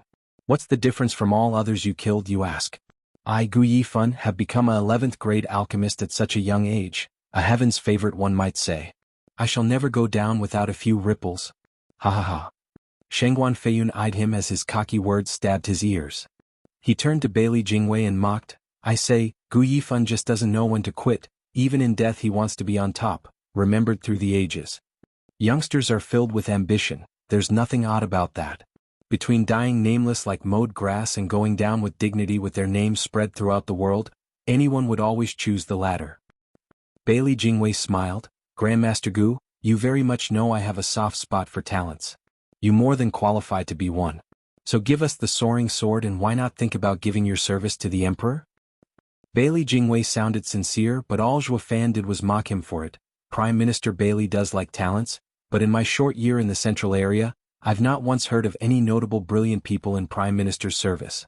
Could it be that the wide and expansive central area has none? Or is it likelier that Prime Minister's wisdom outshines everyone else's? That doesn't sound right either. With Sir's virtuous nature, how can you do that? It's better to say that Sir had been at odds with them when... Shengguan Feiyun hid a snicker while peeking over at Bailey Jingwei. Gu Yifan sure is a genius. He's like a god or something to figure it all out. Bailey Jingwei loved his talents, but to a point. He could employ all of them under his wing, but there was just one type that he abhorred the most, those like him, good in politics. He'd strike hard and fast out of fear of being replaced. This empire was just not big enough for two prime ministers. Bailey Jingwei would have happily welcomed Gu Yifan into his fold, so long as he was but an outstanding alchemist and only that. But late events showed time and time again what a twisted and calculative mind he had, not unlike Bailey Jingwei. By bringing him to the empire, the prime minister's post might just slip from under him. Gu Yifan had to die here and now beyond any shadow of a doubt. Stealing the soaring sword had nothing to do with it, but just because Bailey Jingwei found him an eyesore. Grandmaster Gu has some good eyes, ha. Bailey Jingwei's face twitched. Since Grandmaster Gu insists on this action, I won't dissuade you any longer. While I understand you don't care about yourself, but what about the other life involved? Grandmaster Gu just has to give us the soaring sword and I promise your son's safety. Zhuo Fan turned to Gu Santong, seeing the determination in his eyes and chuckled, Prime Minister, there's no need to toy with me. My son is just like me and I'm sure you've already seen this. Rooting out the weeds isn't uncommon. None of you would be so willing to let your enemy's son live, now would you? Aha, Prime Minister should save his breath. The both of us will live or die together in this fight. Zhuo Fan used his belt to tie Gu Santong close to him, filled with the will to die. His son was no different. Shengguan Feiyun was touched by their determination. They were sure to become great in the future. A shame it will be cut short today. Since Grandmaster Gu can't see reason, I'll oblige. Lacking the appreciation a fellow warrior would have of another's valor, Bailey Jingwei signaled Shengguan Feiyun, send them off. Shengguan Feiyun nodded and swiped with his fingers, unleashing a terrible energy rumbling forward, giving the feeling the world might collapse. Zhuo Fan's brow shook, watching the fingers intently as sweat trickled down his brow. He wouldn't last 5 moves against Sword King Feiyun, but then again he wasn't in it to win but to survive. Therein lay the slim chance at life. He was now following the plan he made, but each step was accompanied by mortal danger. One slip and nothing would remain of him. He found the best solution was to get a mortal wound and then escape, since anyone would disregard a dying person. Waves of power came from those 2 fingers, shaking the world around them. Zhuo Fan's right eye flashed in golden halos, ready to act even as sweat poured from his brow. Shengguan Feiyun's sword had such power and speed that not even shift might get him out of the woods. The only hope of survival was to use it the instant the attack was released. Any later and life was forfeit. Any later and the enemy would notice and just switch directions, resulting in death. Life and death hung on that one tiny window. There was no room for errors. Zhuo Fan was under a lot of pressure because of it, as this was his first time facing a Sword King, the peak power of the mortal domain. The soaked back attested to that. Whoosh. Shengguan Feiyun moved his fingers in Zhuo Fan's direction and the sword was released. It was then Zhuo Fan's divine eye of the void activated. Just as the attack reached Zhuo Fan, he flickered and was gone. The sword struck the wall of dust behind, blowing it away. He dodged it? Oh! Shengguan Feiyun exclaimed. But soon there was a ripple coming from his front. Zhuo Fan wasn't going for an escape, but to attack a Sword King. All of them were shocked. How much nerve does this punk have? His keen senses made him aware of Zhuo Fan's location, and although shocked, Shengguan Feiyun used his Yuan Qi again to form sword energy in his fingers even as Zhuo Fan was in the middle of appearing. Shengguan Feiyun's second attack was ready just as he became visible and mocked Zhuo Fan. Humph, you have some guts to face me instead of running. You must really have a death wish. Thunder Flame Void Annihilation. His right eye flashed in 2 golden halos while his right burned, unleashing the attack he had in store. The thunder flame shot for Shengguan Feiyun like a black pillar of death, right for his head. Shengguan Feiyun shook from seeing the deadly thunder flame again and his heart jumped in fright. He was frantic in using a Yuan Qi shield, doing anything he could to keep that thing from touching him. all while his second sword struck Zhuo Fan. At such close range, Zhuo Fan had no chance of dodging or running. Not even his soul would survive this. This great and deadly power made Zhuo Fan's face burn and his scalp numb. It was now reality that had strayed from Zhuo Fan's flawless predictions. Shengguan Feiyun, who had always been looking down on him so far, had been so scared he began to take the youth seriously. It was at the same time that he felt threatened from the core of his heart. Chapter 939 Shock. Chapter 939 Shock. Proofreader, Papatonks. With a muffled sound, the black thunder flame struck, but unlike sticking to the Yuan Qi shield as before, it went right through it like paper and straight for his flesh. Shengguan Feiyun panicked in fear, overwhelmed by the power of the thunder flame going beyond his expectation. What Shengguan Yulin had demonstrated through his detonation was the thunder flame's intrinsic power, not when it was used as a skill like now. As for the thunder flame void annihilation, that was Zhuo Fan combining his two ultimate skills, to break any kind of obstacle and letting the thunder flame's deadly nature capitalize on its true power. What could a measly Yuan Qi shield amount to when it could cut through the Shengguan clan's 12th grade array made with all their experts? With fear vivid in his look and with terror in his heart, Shengguan Feiyun rushed to dodge this deadly move. This in turn affected his aim on the sword that was meant for Zhuo Fan, leading to it shooting someplace else and leveling another 50 miles area, turning into a dust storm. The destructive black thunder flame streaked past his shoulder and far beyond. Shengguan Feiyun felt its vibrant and burning power as it passed, making his blood run cold. The amount of times the great best in Eastern lands, now a sword king, felt such unfiltered terror from his incredibly close brush with death could be counted on one hand. It was far too soon to relax though, as sizzling jarred his ears. He whipped his head around and the view had his legs feeling like jelly. The deadly black flames were on his clothes and were eating their way to his body. Shengguan Feiyun shook at once and used Yuan Qi to shake the clothing off, making the flames die out as the remnants of clothing burned out. Whoosh! Then another sound entered his ears and watched as Zhuo Fan with young Sanzi in his arms appeared again in front. His left eye was filled with violent black flames while his right shone in two golden halos, planning to make a repeat of the previous move. But the horror had been too memorable for Shengguan Feiyun the first time to allow it to happen again. Not even facing death felt so horrible. Shengguan Feiyun saw Zhuo Fan appearing and jumped back with no delay, 10 kilometers in fact. When he finally sensed some semblance of safety, he eased a breath he didn't know he was holding, feeling drained as if from a fight with invincible sword. He gasped for breath, his feeble legs barely keeping him from falling. There was even a conspicuous change in color on Sword King Shengguan's pants, quite obvious to any observer. Bailey Jingwei and Danqing Shen had their jaws hanging. Come on, Sword King Feiyun. You're supposed to be a Sword King, so what are you doing looking so worn out after an exchange with a puny Radiant Stage cultivator? What a scandal. Your top is naked for having your clothes ruined and your lower half wet from being scared to death by a measly Radiant Stage alchemist. Bailey Jingwei's mouth twitched, anger clearly showing. Just as he was about to curse, he then understood the thunder flame's fatal danger. So Prime Minister looked heavily at the panting Zhuo Fan. Gu Yifan wasn't just making wild boasting when he said he'd fight a Sword King. This kid is truly frightening.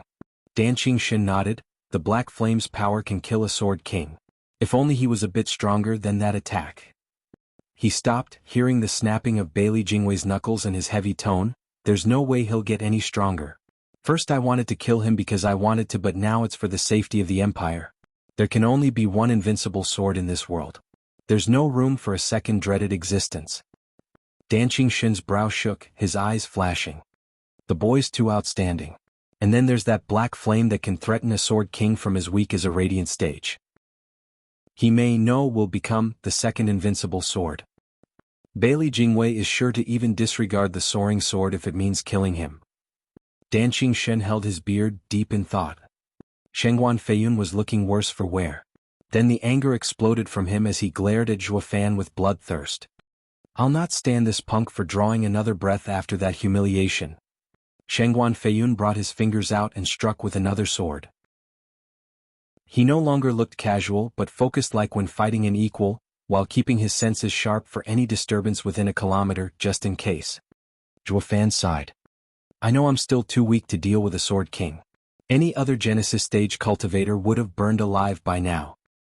After attacking a Sword King, if the first time failed, the second time would never present itself. though it all fell within his parameters, thus taking the sensible option and bolting. Bailey Jingwei and Dan Qingxin did not follow, knowing Zhuo Fan was Shangguan Feiyun's prey. He was not about to let this guy escape. It's a bit late for that. Shangguan Feiyun snickered out of reflex, his fingers shining as he unleashed a world-shaking surge of power. No matter how far Zhuo Fan got, it would still kill him. This was the terrible power of a Sword King. Zhuo Fan could shake him with his earlier display of Thunder Flame, but that was all he could muster. Shangguan Feiyun was more clear on this than any as he spoke after calming down. Humph, Gu Yifan, I got to hand it to you, you're a real genius. You've excelled in strength and in alchemy. That flame of yours had me running scared there, and given time, you might kill me one day, becoming the next overlord to this world. Too bad you showed yourself so soon and you won't get the chance, I'll make sure of it. That black flame is only useful if it touches me. Gu Yifan, you have no chance now. Shangguan Feiyun swiped his fingers and the soaring sword art was deployed in the form of a third sword, straight for Zhuo Fan and his son. Whoosh! The edge was behind him in a flash. Zhuo Fan looked back in shock and used the 5 shining halos in his right eye, Divine Eye of the Void's 5th stage, Thunder Flame Wall times 5. The black thunder flame appeared once more, forming 5 layers in total, to block the incoming sword. Shangguan Feiyun gaped, not expecting Zhuo Fan to come up with that, using the strange black flame as defense. It would have worked wonders if it were anyone else than a Sword King. Boom. The walls disintegrated in a flash, turning into motes of black fire as they faded in the air. Zhuo Fan shook and spat blood from the strong aftershock, both of his eyes were also bleeding. As for the sword energy, it still went for Zhuo Fan. Haha, Gu Yifan, even with that oddity helping you with your power, you have no. Shangguan Feiyun cackled victoriously, but then he choked, turning incredulous. What the hell? My sword energy. Chapter 940, Edge of Death. Chapter 940, Edge of Death. Proofreader, Papatonks. SSS. The sizzling was the only prevalent sound around, stinging Shangguan Feiyun ears as he watched his ultimate sword skill going through Zhuo Fan's walls of thunder flame only to be eaten away by the same fire. By the time the fire died out, the sword energy was a quarter weaker. It was still strong, yes, but it was without a doubt cut down to size. If before the sword came from Shangguan Feiyun, now it looked to be resembling any average Genesis expert sword attack. Sure, it'd be a peak one, but the gap was huge all the same. Central area spread beyond anyone could imagine and was teeming with peak Genesis experts. Despite that there were only 9 Sword Kings, that was because they were a cut above the masses. Shangguan Feiyun's casual sword strike had crushed 30 Genesis stage guards a while back. Dan Qingxin's sword was the same, putting most of the Shangguan clan's experts in a pickle. This was the power of a Sword King, unlike any other peak Genesis expert, able to take on 5 of them with ease. Even with the mortal domain's limit stuck at peak Genesis stage, these 9 Sword Kings stood above all others. If not for the mortal domain's limit, these would have long since become saints, at the same level as the experts in the sacred domain if not higher. They might even shake some monsters out there. This peak worldly power had just been cut down to size by Zhuo Fan's thunder flame, turning into something common and weaker. The shock was palpable to the trio watching, and so it was for Zhuo Fan too. He was the one on the receiving end in this fight, yet none underestimated him. Shangguan Feiyun's eyes shook. The black flame ate at my sword energy so quickly. This is insane. How the hell does such a thing even exist? The other 2 sighed. Their fear of Zhuo Fan was not for his strength, but because of the apocalyptic thunder flame. The flame was too destructive, burning anything and everything in creation. Not even martial arts could survive it. Such a thing had never happened ever. It was only a question of quantity in the black flame's case. With enough of it, any cultivator would be erased from this world. Their Yuan Qi shields would be eaten and their martial arts would fare no better. It wasn't a leap in logic to assume spiritual items would end up the same. This thunder flame was like hellfire, bringing eternal and absolute doom. If word got out, Zhuo Fan would become this entire world's enemy. Wielding the thunder flame was like having a weapon of mass destruction. The trio tensed as they watched Zhuo Fan, each with their own thoughts. Zhuo Fan was bleeding from his eyes, but not enough to shake his calm, even finding time to smirk. By cutting the sword energy down to size, he could now handle it. Zhuo Fan ignored his damaged eye and had his right eye shine in 2 golden halos while his left flickered with the thunder flame, unleashing thunder flame void annihilation once more at the soaring sword art. The flames struck the sword, but they were once more dispersed as it went after Zhuofan's still. Zhuofan suffered from it as well, with a splitting headache and spitting blood even as his eyes bled more. None of it mattered though, since he had the pride to grin. In the moment of clashing, even as his attack failed, the Thunderflame's character was unstoppable. And with void annihilation to complement it, it sent the flames right into the heart of the sword energy. This in turn made the deadly sword weaker and weaker. By the times the flames died, the sword energy was at a fresh Genesis stage cultivator's level. Shengguan Feiyun was dumbstruck. In 2 moves, this great Sword King's prideful sword art was reduced so much that was all the damage it could actually do after the other tried to stop it. Any meager Genesis stage cultivator could easily flick it away, something that bruised Shengguan Feiyun's ego. At least Gu Yifan was just a Radiant stage cultivator, and even this much was enough. If Sword King Feiyun couldn't kill a guy in even 3 moves, he might as well just kill himself. Sure, the other was just a Radiant stage cultivator, but a Sword King still had his pride. Zhuofan had other plans in mind, besides giving his life to heal this Sword King's hurt ego. Grinning, Zhuofan showed confidence against the cut-down sword attack from a Sword King and used Divine Eye of the Void's 4th stage. Thunderflame Domain. Boom. 1,000 meters around him, the space hummed, with the black thunder flame spreading everywhere with each vibration. The sword energy did not disintegrate under the vibrations, instead it slowed down, while being drastically weakened from the thunder flame. This was Zhuofan's method of dealing with the deadly sword energy, chipping it away until it was easy for his wounded self to take it. Of course, it was not enough to halt the sword energy completely as it finally reached Zhuofan. But through the many trials, it was now at the power of mid-soul harmony stage, more than enough for Zhuofan to handle. Grinning, Zhuofan had his scarlet right hand lifted in complete confidence. So much for a Sword King's power. I can still take it. Zhuofan had forgotten about one crucial fact about this sword, something that made it pierce his almighty right hand even weakened as it was. Blood spilled all over and Zhuofan's smugness turned to shock. How? Why can't the Qilin arms stop even a soul harmony expert sword? Did I miscalculate? Spewing blood again, Zhuofan held Gu Santong close as he fell to the ground with a bang. Resting in his crater, his blood stained the earth around him. Dad, Dad, Gu Santong cried, his weary eyes tearing up. Zhuofan gasped, Young Sanzi, I've forgotten to take something into account, but to think it led to such a heavy wound.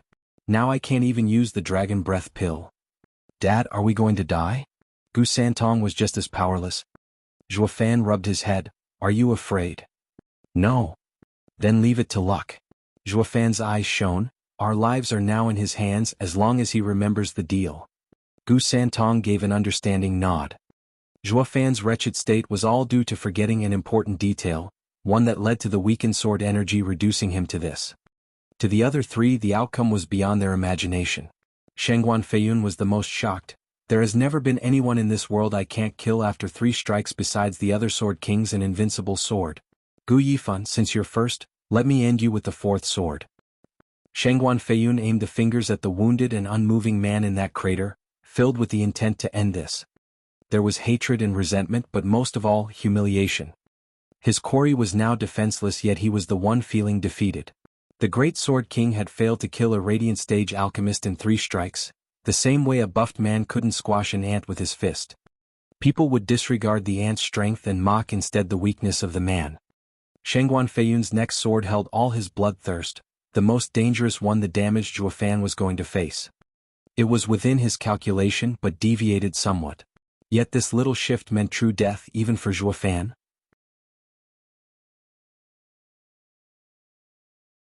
Chapter 941. Back against the wall / backed into a corner. Chapter 941. Back against the wall / backed into a corner. Proofreader, Papatonks. First is a show of strength to unsettle the mind, second is baiting to get every guard out of the jail and give me time to rescue him. The whole guards throughout the city will be drawn as well, making our escape all the much easier. The plan does sound solid, but will they fall for it so easily? Shangguan Yulin hates Shangguan clan head to the marrow, thus making Shangguan Yulin detonate himself in his face, and with you raiding the manor, his mind will jump to conclusions I wanted out of rage. He'll believe beyond any shadow of a doubt that clan head is behind this.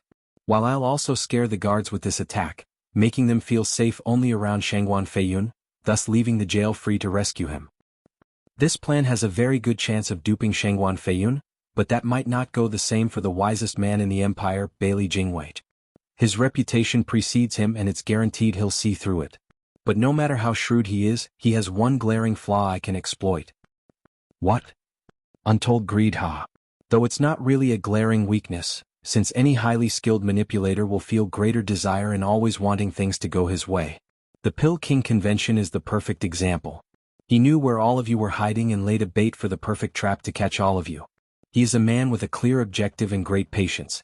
So no matter what doubts he might have about anything, he won't act on them, but instead seek to outdo me in the same field by using this alluring bait. In that case, we should outdo him as well by following his plan of saving young Sanzi from the manor. Then what? Hunting me down to the ends of the world. I reckon they'd catch up in an hour or two. Escaping again will be even harder. Won't they just kill you? Yeah, only with death staring you in the face will you see the light of tomorrow. This is the only way for the two of us to escape Bailey Jingwei's hunt and leave the central area. Shangguan clan head should just forget about it since I have my own plans. Boom. Heavy rumbling came from afar, with a cloud of dust rising in the horizon, so high it covered the sun and the blue sky. Shangguan Feixiong's team was hovering high in the air. As he recalled Zhuo Fan's foolproof plan back in the cave, his eyes were fixed on the source of those loud sounds, his gaze heavy. He sighed. Everything went exactly as the kid speculated. Bailey Jingwei and the other two went after the kid to catch him. He's got valor and smarts, anticipating the enemy's moves, even Bailey Jingwei. One venerable shook his head in worry. Just what could the kid do to escape from two sword kings and a prime minister? The rest wore heavy frowns. Yeah, what can he do? There were so many of us and not even we could save anyone from the two sword kings. There's no point worrying. He said he had a way and that's that. Shangguan Feixiong sighed. It's quite amazing how everyone started caring about him in just a few days, haha. One venerable huffed. Who is? We're only lamenting the death of such a genius. And who are we going to take it out on if he dies without giving us the sword? Haha, venerable can relax in this case. He said back in the cave that he'll hand it over once he escapes with his son. I had already sent men over to wait. Once Bailey Jingwei and the others leave, we'll look for the kid to hand it over. Feixiong, are you just going to believe his words? He's too cunning. Another venerable chuckled. Shangguan Feixiong showed a look of glee, nodding determined. I do, because he swore on his son. I don't believe any parent would toy with their children. He will keep his word. The others shook and nodded. And if he dies? There's a chance his plan will fall through. He'll still leave us with a trail so we can find the divine sword. Shangguan Feixiong looked at the disturbance once more with shaky eyes. Even if they die, he'll keep his words, only wishing to give the two of them proper burial, to give his son his blessing. The men looked at the clan head and then nodded in silence. Gu Yifun's mind was more twisted than a gnarled root, but one thing they could all swear on was his undying love for his son. Shangguan Feiyun's fourth sword unleashed a terrible aura, making the air shimmer around it. Zhuo Fan stared back with a grin in utter calm. As he waited, he chuckled at some point, closing his eyes and resigning himself to fate. It was done without an ounce of regret, welcoming the end with a free heart. With no hope of the two lovers getting back together, with enemies too strong to be overcome, nothing could ever get him out of such a hopeless situation. Zhuo Fan had carried so much weight inside him these past years, coming to bear too much alone. Even with the faint glimmer of hope presented to him, it felt always out of reach, always unattainable. The stress and grief had eaten away at his mind for such a long time. It was a recipe for disaster, avoiding insanity only because he trained the true self-art to center himself. The deeper the love, the heavier the wound. He now came to see why love was forbidden to demonic cultivators, for one man alone might never escape its torment. He found being in a situation where another was giving him a mercy killing was a fit ending. He should have died ages ago. Showing a smile only he understood, Zhuo Fan welcomed the end. Shangguan Feiyun's sword rang constantly, aimed squarely at Zhuo Fan's head. As the bloodthirst in his eyes focused, the devastating sword was released. Zhuo Fan could feel its terror, but all he had for it was a faint smile.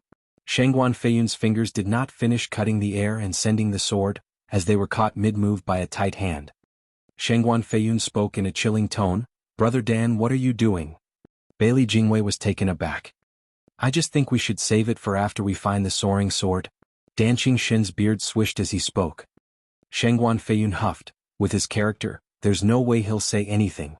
And is this a time to think about the soaring sword? He has now become a far greater danger than the sword's value. He has to die, right, Prime Minister? Bailey Jingwei nodded after a pause. Soaring sword is missing and the patriarch will at most feel a longing for a lost toy. What we can't allow, however, is to permit anything that might endanger his life. The moment I saw the kid release the black flame, I was even more sure that he must die. It's clear to anyone here that it must be so, but wouldn't it be better to have it both ways? Dan Shin nodded and turned to the unmoving Zhua. Gu Yifan, you heard it. Today's your funeral and you can't take the soaring sword where you're going. I am willing to fulfill your last wish, your will. You've come from the western lands and have been in the central area for a year now. You should understand that I hardly make promises, but when I do, I always keep them. Now tell me your dying wish. Zhua Fan looked him in the eye with a smile. Ha! Let my son go. Impossible. Bailey Jingwei denied it on the spot. Gu Yifan, you yourself said something about weeding out the remains. We'll never allow this threat to live. Zhua Fan chuckled. Then there's nothing else. Damn rotten dying brat. Since you love death so much, have it all. Shangguan Feiyun's fingers cut the air again. Zhua Fan's eyes lit up and waved him off. Hold up, there is one other, however. It just came to me. Then go ahead, say it. Dan Shin frowned. Looking from him to Shangguan Feiyun, Zhua Fan smirked. I only wish for Dragon Cleaving Sword King to be the one ending mean. Why? I'd hate to see Shangguan Feiyun happy. 3 times he failed to kill me and I'd rather not have his 4th sword touch a hair on me. Let this Sword King carry the shame with him always, ha! Zhua Fan cackled. Shangguan Feiyun's face twitched and roared, his fingers finishing the move. Goddamned bastard. I'll frickin' kill you. Wait. Bailey Jingwei stopped him, turning to Zhua Fan with a sharp gaze. All right, we agree. Chapter 942, Sand Burial. Chapter 942, Sand Burial. Proofreader, Papatonks. Bailey Jingwei's eyes flashed.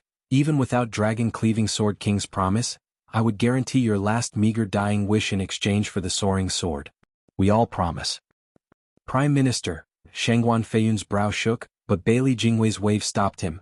Sword King Feiyun, please think of the bigger picture. Which is more important, your name or the soaring sword? Its loss affected Sword King's reputation all the same. In other words, Soaring Sword's name has already suffered, so what is a little more? Please bear this indignity for the Empire. Shangguan Feiyun took a look at his most pathetic state. It wasn't the missing sleeve from one arm that got to him, but the damp pants that fueled his rage and shame.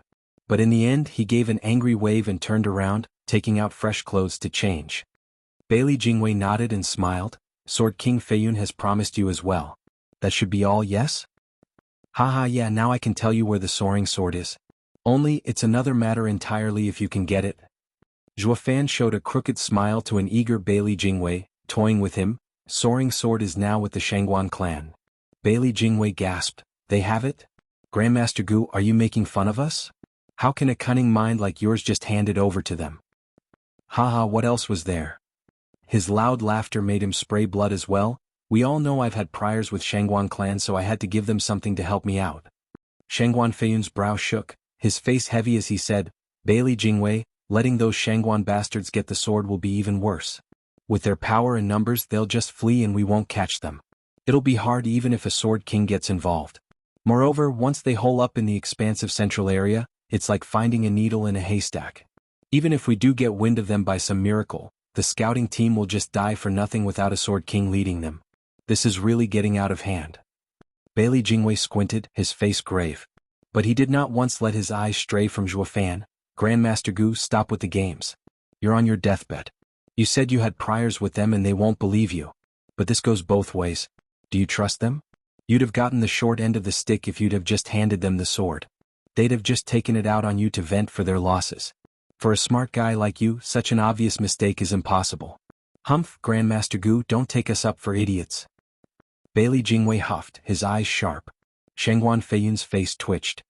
Who is Bailey Jingwei calling an idiot? Humph, damn that Prime Minister, acting like the only wise guy in the world. Prime Minister, would you say I'm in a position to insult you? Ha ha ha. Zhua Fan shook his head. But yes, neither I nor Shangguan clan trust each other, so the handing of the sword is done at the right time so that we'd work out together against the enemy. Once the deal is done, neither will mind the other. Bailey Jingwei's eyes shook. You mean? You are our enemy, all three of you, haha.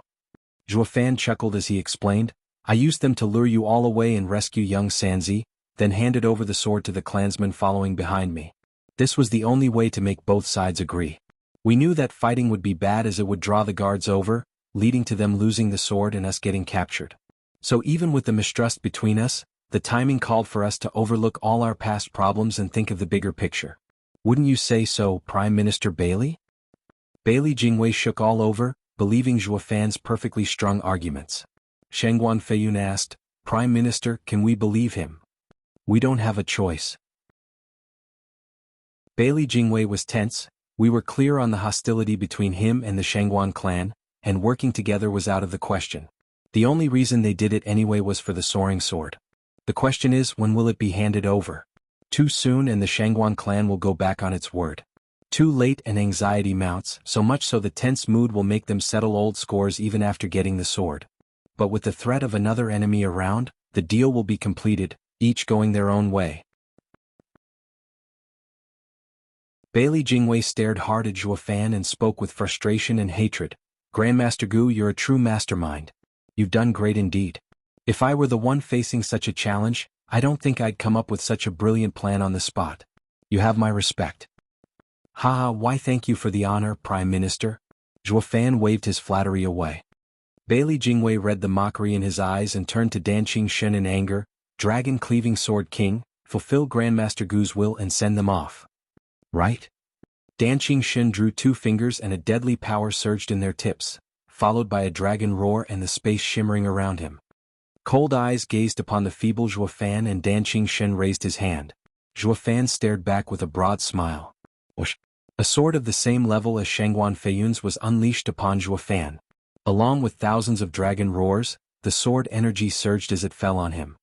Following the devastating explosion, hundreds of miles around Zhuo Fan and his son were leveled. There was nothing there than a wasteland and thick dust that dyed the world yellow. Once the breeze scattered it away, there was no trace of anything left behind. Everything was gone, buried with the sand.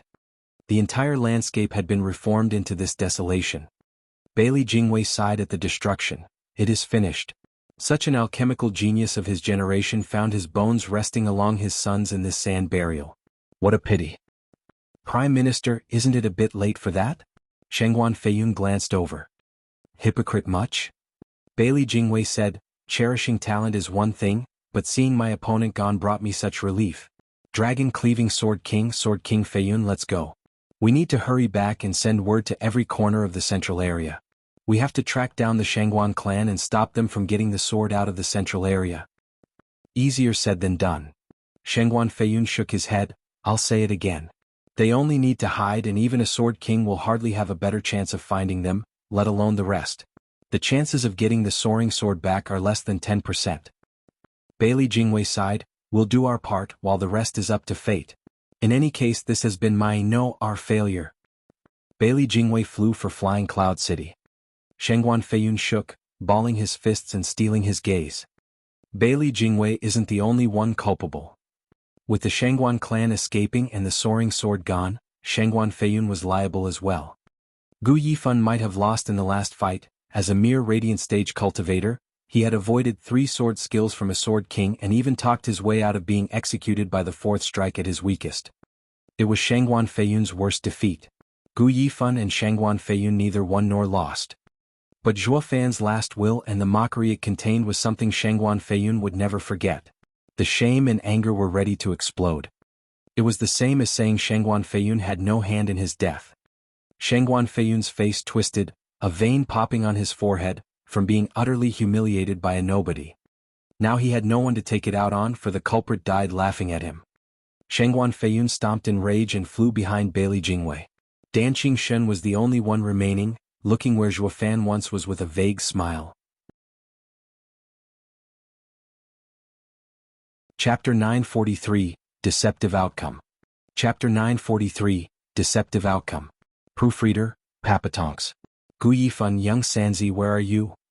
6 hours later, in the area where a brutal cleansing had taken place, where not even a blade of grass grew, a pure and naive girl was shouting. The frail lass cried at the silent heavens as a gale blew across this desolation. Her tone was filled with worry, her cracking voice showing signs of breaking down crying. There were a dozen more youths looking around and shouting with her. Mr. Gu. Young Sanzi. All their shouting and searching proved fruitless in these strong winds, swallowing their voices. They finally gave up hope an hour later, leaving only the girl still frantic and consumed with the thought of finding them. She never stopped, never rested, always crying out till hoarse, Gu Yifan. Young Sanzi. Where are you? Young miss, save your energy. You've seen what attack did this. They had no chance against such misfortune. There's no point searching. One youth sighed, it'll be a miracle if someone could survive 2 sword kings. Mr. Gu, let's follow clan head's words and look for any clues Mr. Gu left us to reach the soaring sword. The girl glared back at him. Shut up. Gu Yifan is fine. They can hear us and we'll soon find them. They have to be or... Shengguan Qingyan trailed off. Young miss, in this desolate place, any kind of sign would have been noticed easily. If we can't see them, it makes no sense for 2 sword kings to be blind to anything obvious. That only leaves death, destroyed completely. Young miss, our top priority still is finding Mr. Gu's clues. He shook his head, trying to make her see reality, but then a ripple echoed out. 2 figures slumped to the ground, popping out of thin air, and soaking the yellow dust with their scarlet blood. Shengguan Qingyan shook and cheered, crying tears of joy as she rushed over. Mr. Gu, young Sanzi, you're all right. You're still alive. In the name of all that's holy, the guy actually got away from 2 sword kings. What did this freak do? The guy held his head in complete shock, needing some time to react to this sudden realization. Then he rushed over to help, only for a bloody arm to clutch his shirt, dragging him down. He looked stunned at Zhuo Fan, who was gasping for breath, using the last of his energy to shout, I told you to come and help, not give me a burial. The least you could do is see if we're still alive, not go straight to business. Zhuo Fan's eyes rolled back and he was out like a light. Only his other hand held an unconscious Gu Santong, never letting go. The youth who got stained, looked at Zhuo Fan holding Gu Yifan close and spoke with respect. Gu Yifan is truly amazing. He's hurt so much but still has the energy to curse. He had been protecting his son all this time, not letting anything happen to him. Shengguan Qingyan nodded, choking with emotion and pain from seeing Zhuo Fan covered in those deep wounds. Get Mr. Gu and his son back now. They need healing.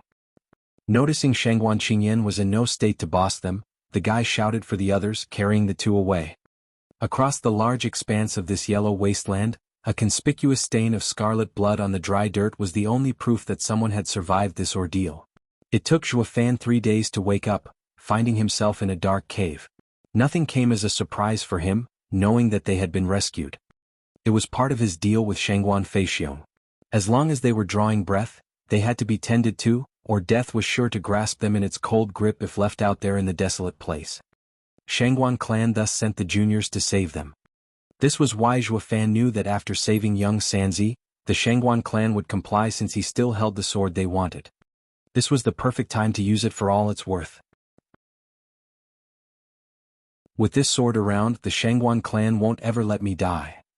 If the chances were death would have come instead, he'd have set the sword out of his ring for Shengguan clan to take.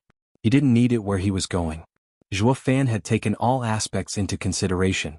On one hand he had bluffed Bailey Jingwei into leaving and on the other, he had Shengguan clan eating out of his palm. The thought brought an insidious smile to Zhuo Fan's lips, resting as he was on the cold hard bed. Haha, at the end of it all, be it Flying Cloud Manor or Shengguan clan, all dance to my tune. I have turned despair into hope once more. Cackling like mad, Zhuo Fan stood up, only to feel a sudden pain stab at his mind. The agony coming from every part of his body made him grit his teeth. Damn that Danqing Shen, couldn't he have taken it easier? Then again, being ruthless was the only way of fooling Shengguan Feiyun's senses and intuition. A faint and childish voice came, Dad, you told him to and now you're blaming him for it. If the old man knew you're cursing him, he'd wished he'd killed you instead. Zhuo Fan raised an eyebrow, smiling, Young Sanzi, you knew? Of course. Gu Santong just woke up, still pale but quite happy. Is there anything I don't know about you? Ever since you had Shengguan Yulin sent to give me some nonsense signal, I knew that it wasn't meant for me. We never had private code phrases.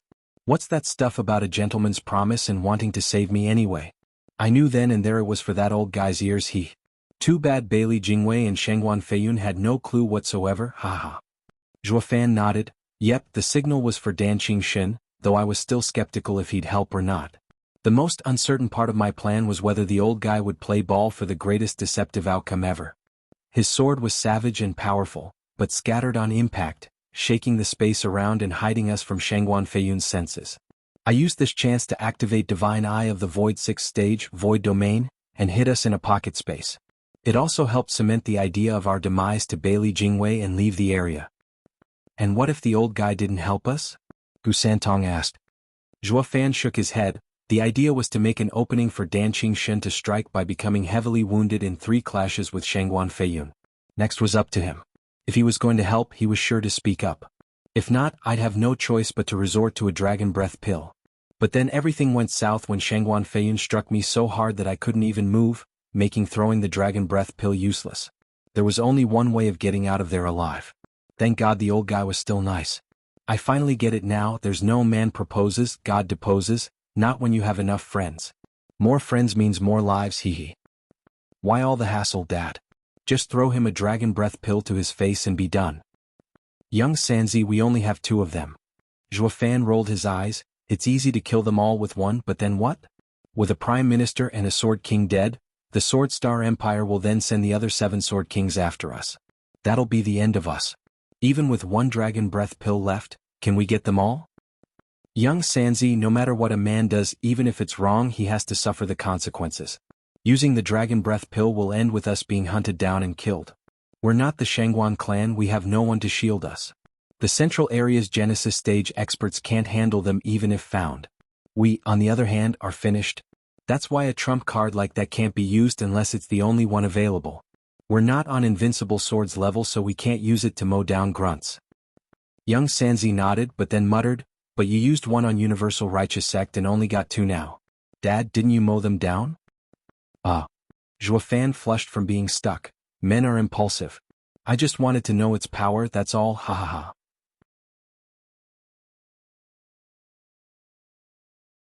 Chapter 944, Bane. Chapter 944, Bane. Proofreader, Papatonks. Father and son were having the time of their lives by themselves in that dark cave. Every now and then, Zhuofan had to wince and gasp from having pain stab his every wound for being too much into their game and ignoring his heavy condition, yet found it passing faster by cursing their savior each time. Damn rotten Dan Qingxin, you just couldn't take it easier. Just that sword aura was enough to flay my skin. The old coot never heard of a softer touch.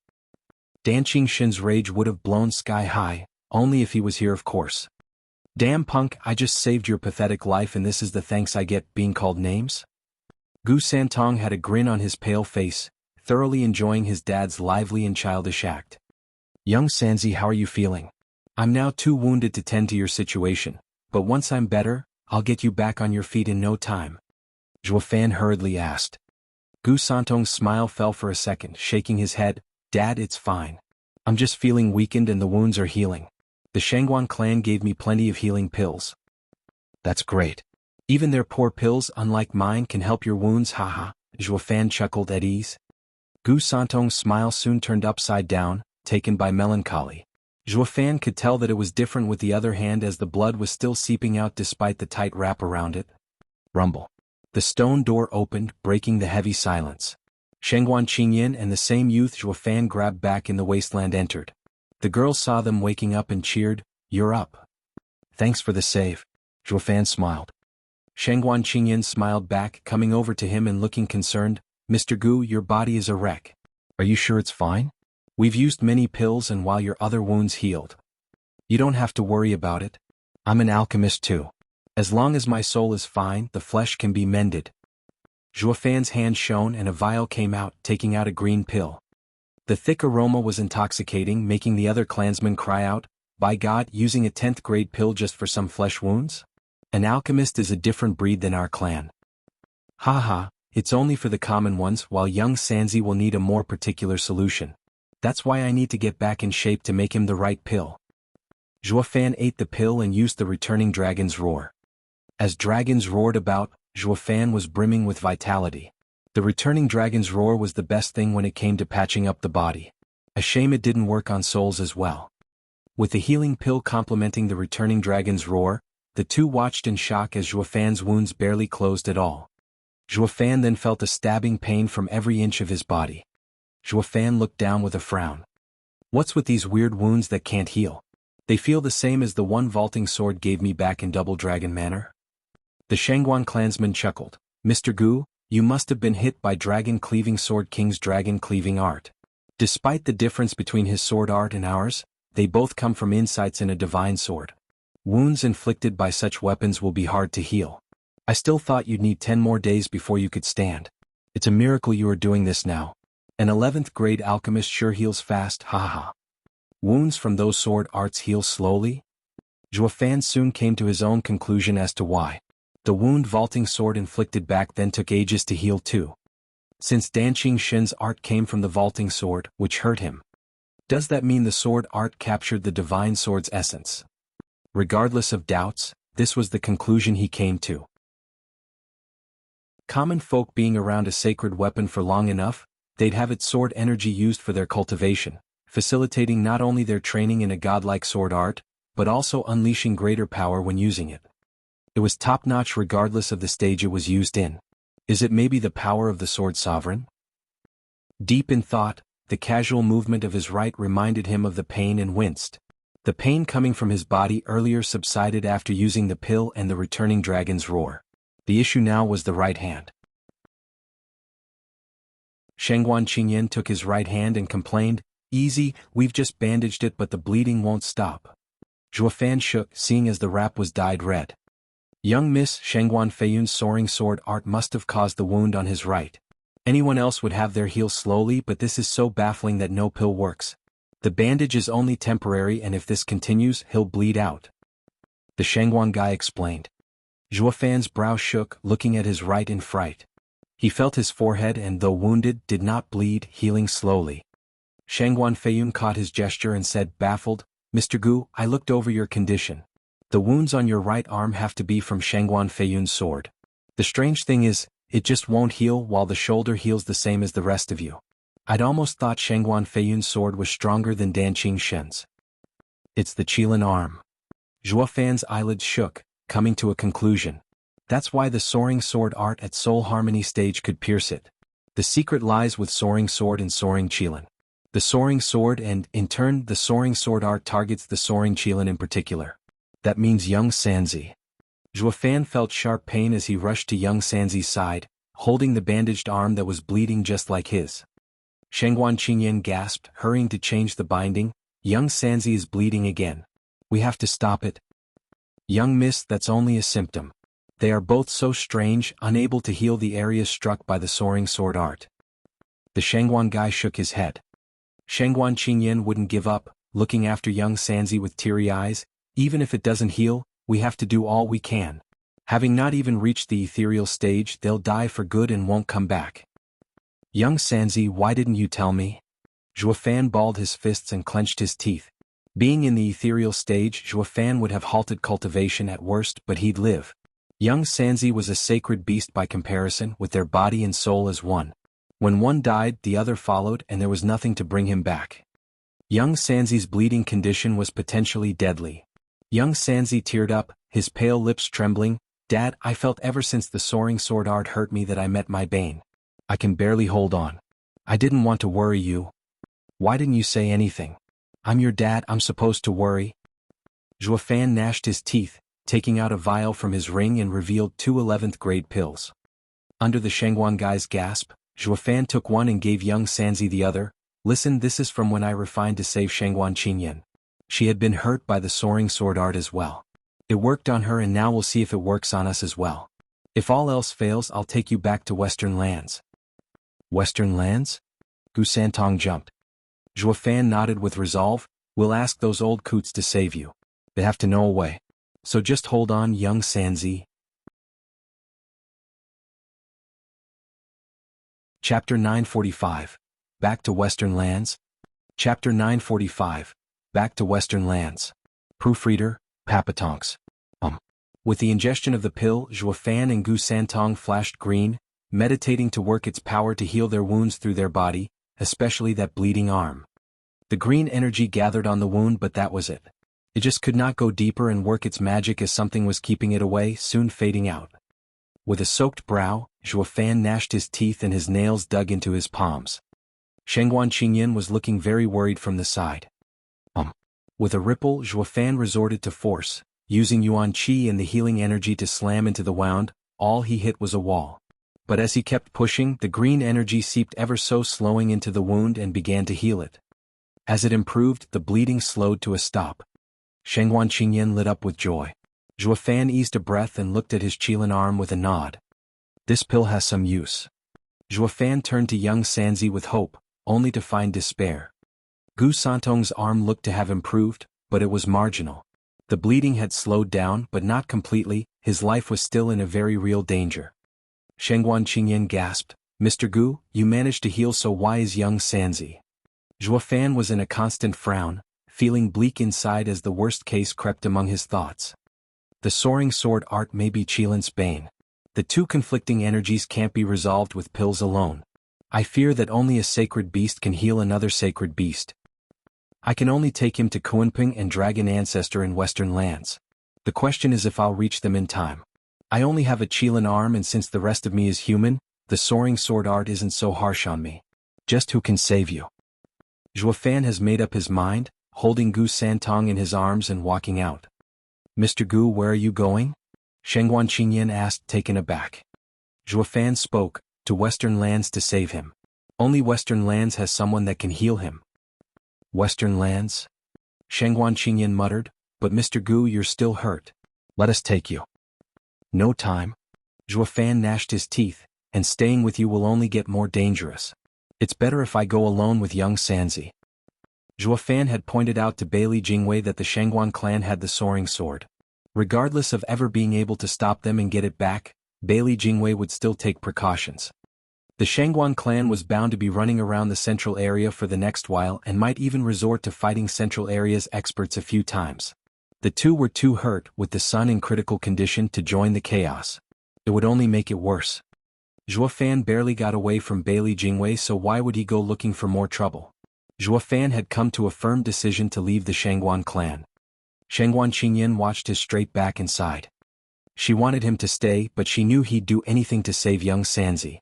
There was nothing she could say to keep them here.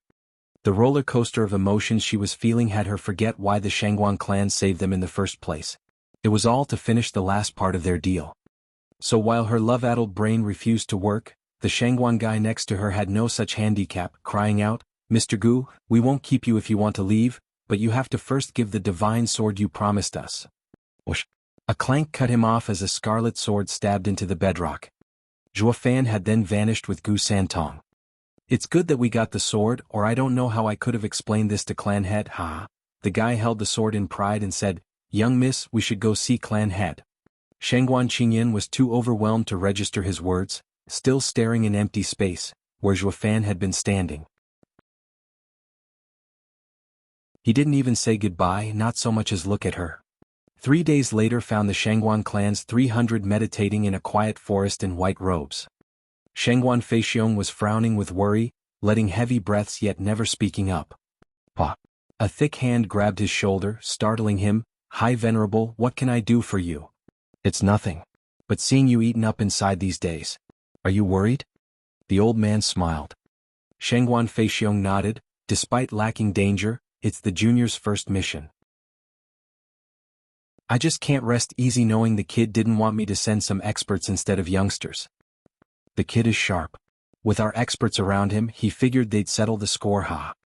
High Venerable shook his head. "Feixiong, you believed him when he swore on his son, so why the needless worry?"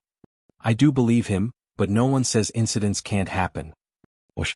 The sudden sound reached his ears and his eyes lit up. He saw dozens of figures in the air, the juniors he sent for Zhuofan. In the lead was the apple of his eye, Shengguan Qingyan. Shengguan Feixiong's worries over these days finally eased. The rest of the experts gathered around the juniors, eager to know the result. Shengguan Feixiong rushed to Shengguan Qingyan to ask, "How did it go? Did you get the soaring sword?" Shengguan Qingyan sighed and left with a lowered head. The rest felt uneasy. Why is young Miss so glum? Did the kid die and leave no trace of the soaring sword? Why then did they took so long to come back? Clan head, here is the soaring sword. The guy who was with Shengguan Qingyan around Zhuofan bowed and presented the scarlet longsword. Haha lit up and touched the blade. Ha, it really is the soaring sword. Our mission is a success and we can go home to Eastern lands. Everyone cheered and jumped in joy. Then what's with that girl having a long face? I thought you failed for a second there. Shengguan Feixiong eased a breath and glanced at his daughter looking depressed by a pond. The Shengguan guy bowed again. I believe it's because of Mr. Gu that young miss. He explained everything that transpired and everyone looked stunned. You're saying he's alive? Shengguan Feixiong's eyes shook. He actually came out alive from not just two sword kings but the prime minister of this empire. They were aware of Zhuofan's plan and how reality followed its every step, but to actually achieve the last and hardest part alive was inconceivable. They found it far more believable for Zhuofan to die and leave clues for the divine sword instead. This made the news of Zhuofan's flawless execution of the plan a total shock. Chapter 946, Solitude. Chapter 946, Solitude. Proofreader, Papatonks. The guy paused, seeing everyone wearing dumb looks, and bowed again. Clan head Gu Yifan is wise and brave, a real hero. When we found him, he was still protecting his son despite the heavy wounds. His character isn't the issue here, but being a miracle worker is. Shengguan Feixiong's face twitched and sighed. A single sword king has enough power to do everything he wants. Two of them around, they are invincible. Then there's Bailey Jingwei, the wisest in the Sword Star Empire. His intellect alone could make him a sword king if it was strength instead. Yet none of them, despite covering every aspect, could stop a radiant stage from toying with them and come out alive. Shengguan Feixiong sighed, actually relating to them. Since when could the opponent we feared so much could be controlled so easily? What's worse, can't any of the experts of our best clan in the Eastern lands match to one radiant stage kid? Haha, what an utterly ridiculous joke. The cruel irony is even more obvious from how we lost so many people with our plan while the kid easily got the sword without losing anything. Haha. Shengguan Feixiong shook his head hard in defeat. The precious divine sword they all wanted so much all this time was now in their hands, but it felt flat, dull, giving them no sense of achievement whatsoever. It was because of the circumstances of the retrieval. The soaring sword wasn't recovered through their blood and sweat, but a kid did it and sold it off to them. They not once won against Shengguan Feiyun. It was the kid all along who did everything, fighting, toying and surviving. Shengguan Feiyun was the Shengguan clan's biggest traitor, but the victory belonged to a kid's resourcefulness. None of them were better than a meager radiant kid. Clan head's desolate figure holding the divine sword killed everyone else's joy. They felt nothing from it, not when another scored a win and just handed it over. It was a subtle contrast between taking and receiving the win that made all the effort worthwhile. By taking it yourself, you proved that you had the ability to do it, while having someone just hand it over was a humiliation. It proved the other guy was better than you, being thrown to the side by the enemy and focusing on the better adversary. Such a win felt empty to them, having no value. They believed Shengguan Feiyun's group, when they fought, did not show any regard to them, always thinking about Gu Yifan. Shengguan clan? They're nothing. Gu Yifan, a radiant stage kid, came around out of nowhere and robbed the Shengguan clan of their honor. Sure, he got the soaring sword for them, but they didn't look quite as thankful. The three venerables knew their feelings and chuckled. Feixiong, the soaring sword is back where it belongs. We now should focus on leaving the central area. Name, reputation, glory, they come and go many times in life. As a clan head, I know none of these are important before the clan's righteousness. We're lucky to have suffered a few losses this time, ending with our win. I am very happy to see this, but... Shengguan Feixiong tensed and sighed. Having thought about everything that happened, I can't help but wonder if I'm fit to be the clan head. Feiyun was right, I'm beneath him in power and potential. I'm headstrong and can't see the bigger picture, unable to be proactive like Gu Yifan and Bailey Jingwei. Their convoluted and intricate plans opened my eyes at how deep their schemes can go, of how detailed they are. I think that the next time we clash with Bailey Jingwei, I will cause the death of everyone. I Shengguan Feixiong am plain with no outstanding quality. Will keeping this chair of mine help or lead to disaster? Haha, the clan might not grow much under my helm. I've seen Gu Yifan's handiwork, his cruelty. No low is beneath him, even detonating someone, but one can't deny the results either. Having him as a son-in-law might not be such a bad idea.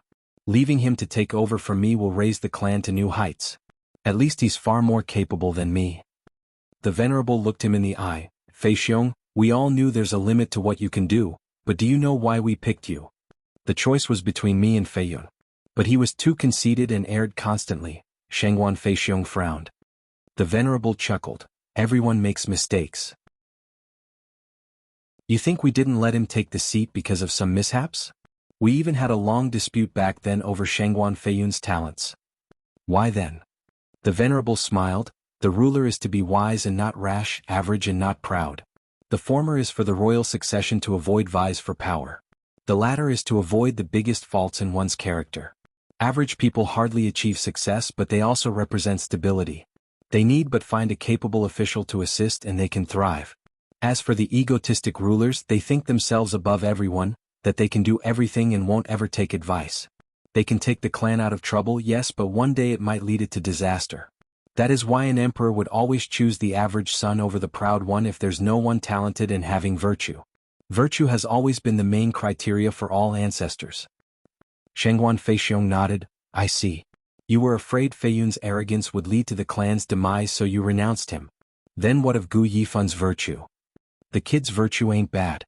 The Venerable waved Shangguan Fei Xiong's question with a vague smile. Shangguan Fei Xiong jerked. Second Venerable, you mean he has it? How come I don't see it? Haha, if you could, you'd have seen Shangguan Yulin's degenerate character. Fei Xiong, you can't judge a book by its cover. He may behave cruelly, but deep down he's a man of principles. Don't lump cruelty with being insidious.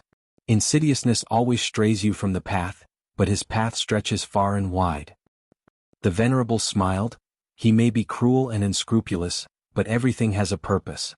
He was only after his goal when he clashed with us, but did nothing despicable. Think about it, did he forego righteousness for gains?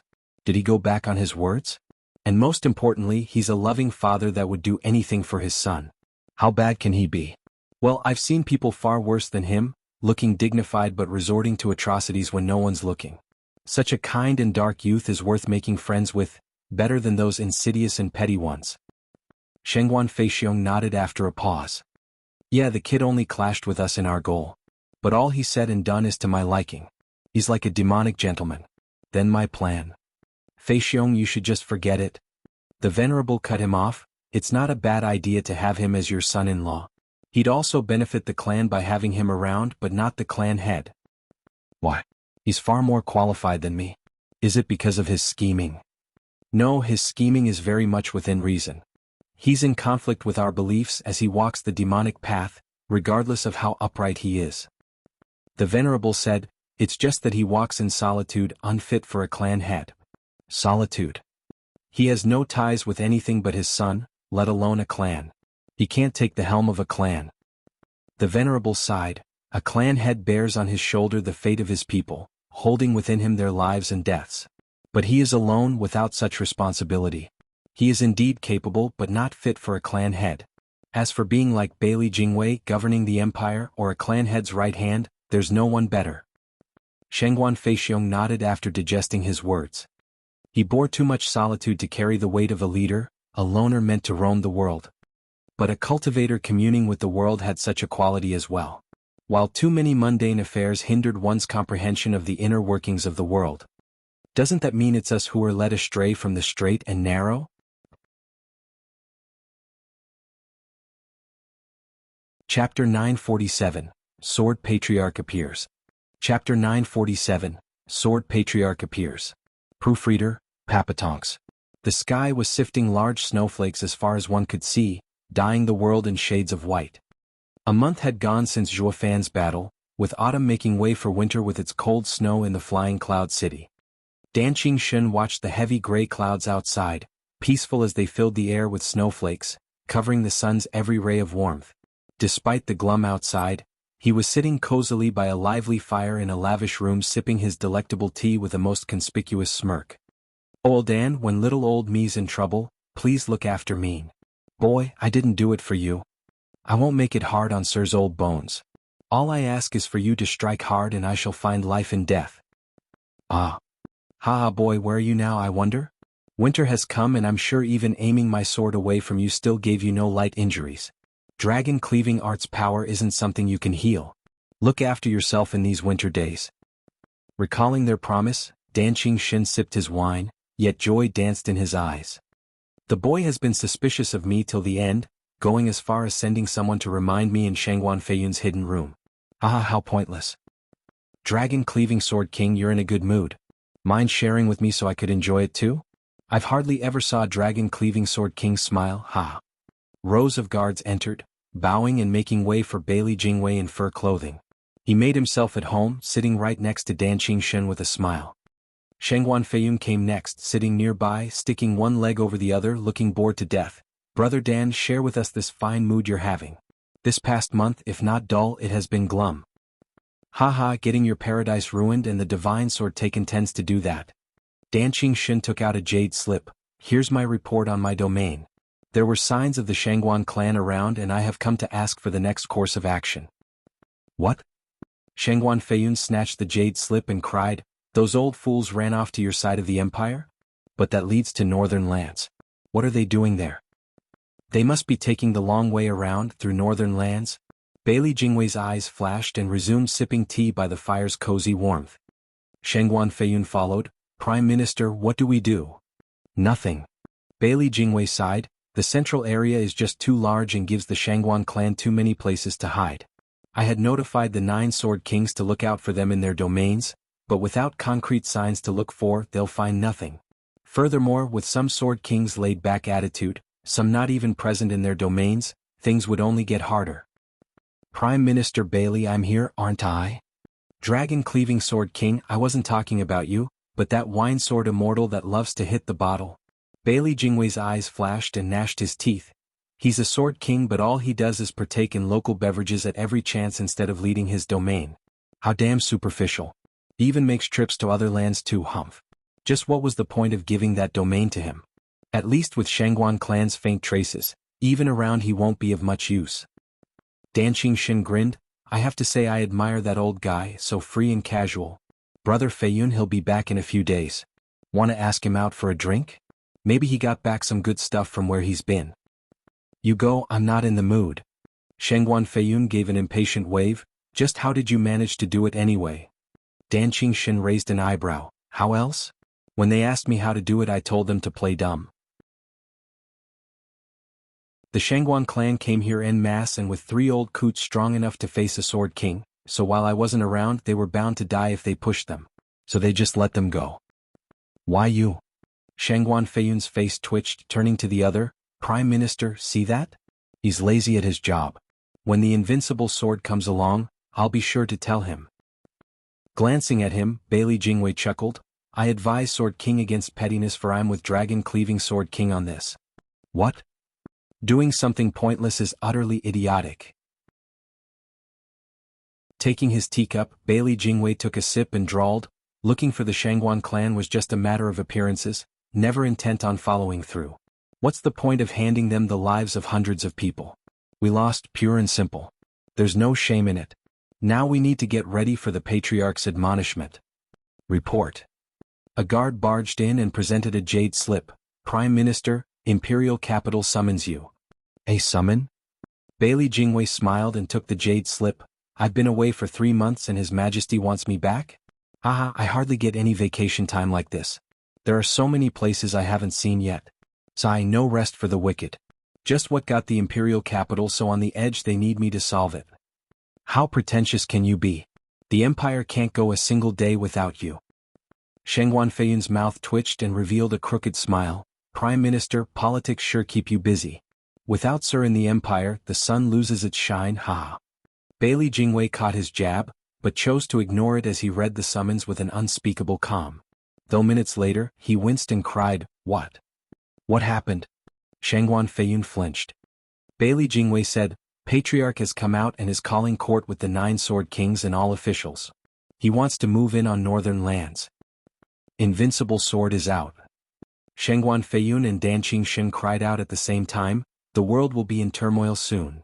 What do you mean? Followed by prosperity I mean haha.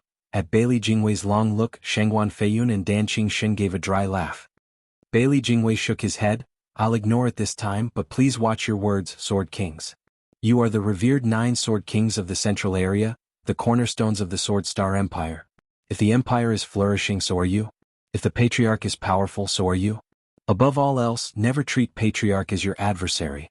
While I do understand the urge in practitioners to find worthy opponents to test their mettle, a house divided against itself cannot stand. Understood? The two nodded. With how little impact he had on these strong Sword Kings, Bailey Jingwei did not press the issue, shouting instead, "Guard, prepare to return to the imperial capital. I and the Sword Kings are going to greet the Patriarch." "Yes, sir." A man bowed and rushed to work. Bailey Jingwei spoke again. "Also, I had you look for a reliable person from Western lands. Did you find any?" "Prime Minister, I have." "Then send him to Western lands and keep an ear out for anything of note." Bailey Jingwei sighed. Shengguan Feiyun asked, "Prime Minister, why are you sending someone to Western lands? Can a single random guy slip through the land's defenses and arrays to spy?" "I don't need him to find me secrets, but a man's background." "Who?" "Gu Yifan." Bailey Jingwei's eyes flashed. "Gu Yifan has been a worthy opponent. Even though he died, I still want to know everything about him to remember him by. As a manipulator, he had very few pieces in his hands, and who knew, maybe if he were but a little bit stronger, he'd have won." Bailey Jingwei did not finish his thought. Who was to say who came on top when two equal opponents collided? Shengguan Feiyun spoke. "Gu Yifan has been nothing but cunning. He came to act against my manner, so there's no way he would leave clues to his true identity. The greatest lie isn't based on just deception, but mixing lies and truths." Bailey Jingwei spoke. "Gu Yifan is a clever guy, and I'm sure he didn't give me only lies, for it would have made him too suspicious. It's especially easy to be exposed when lying about local customs and products. While his name might be fake, his origin isn't. And with his smarts, there's no way he's unknown in the Western lands. So I want to find who he was, just what kind of man could hold his own against me."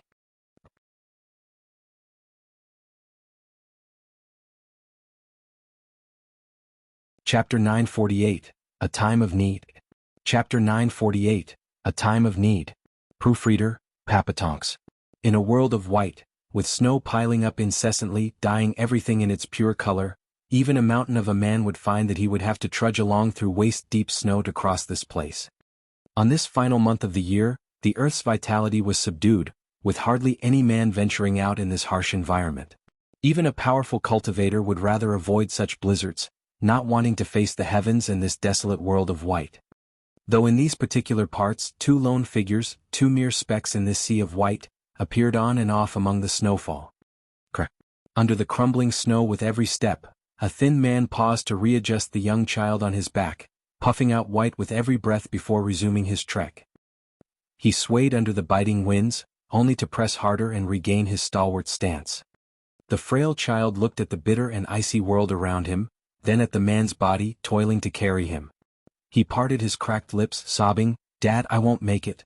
You've been making me 11th grade pills to slow the bleeding and recover my blood, hurting your already wounded soul in the process.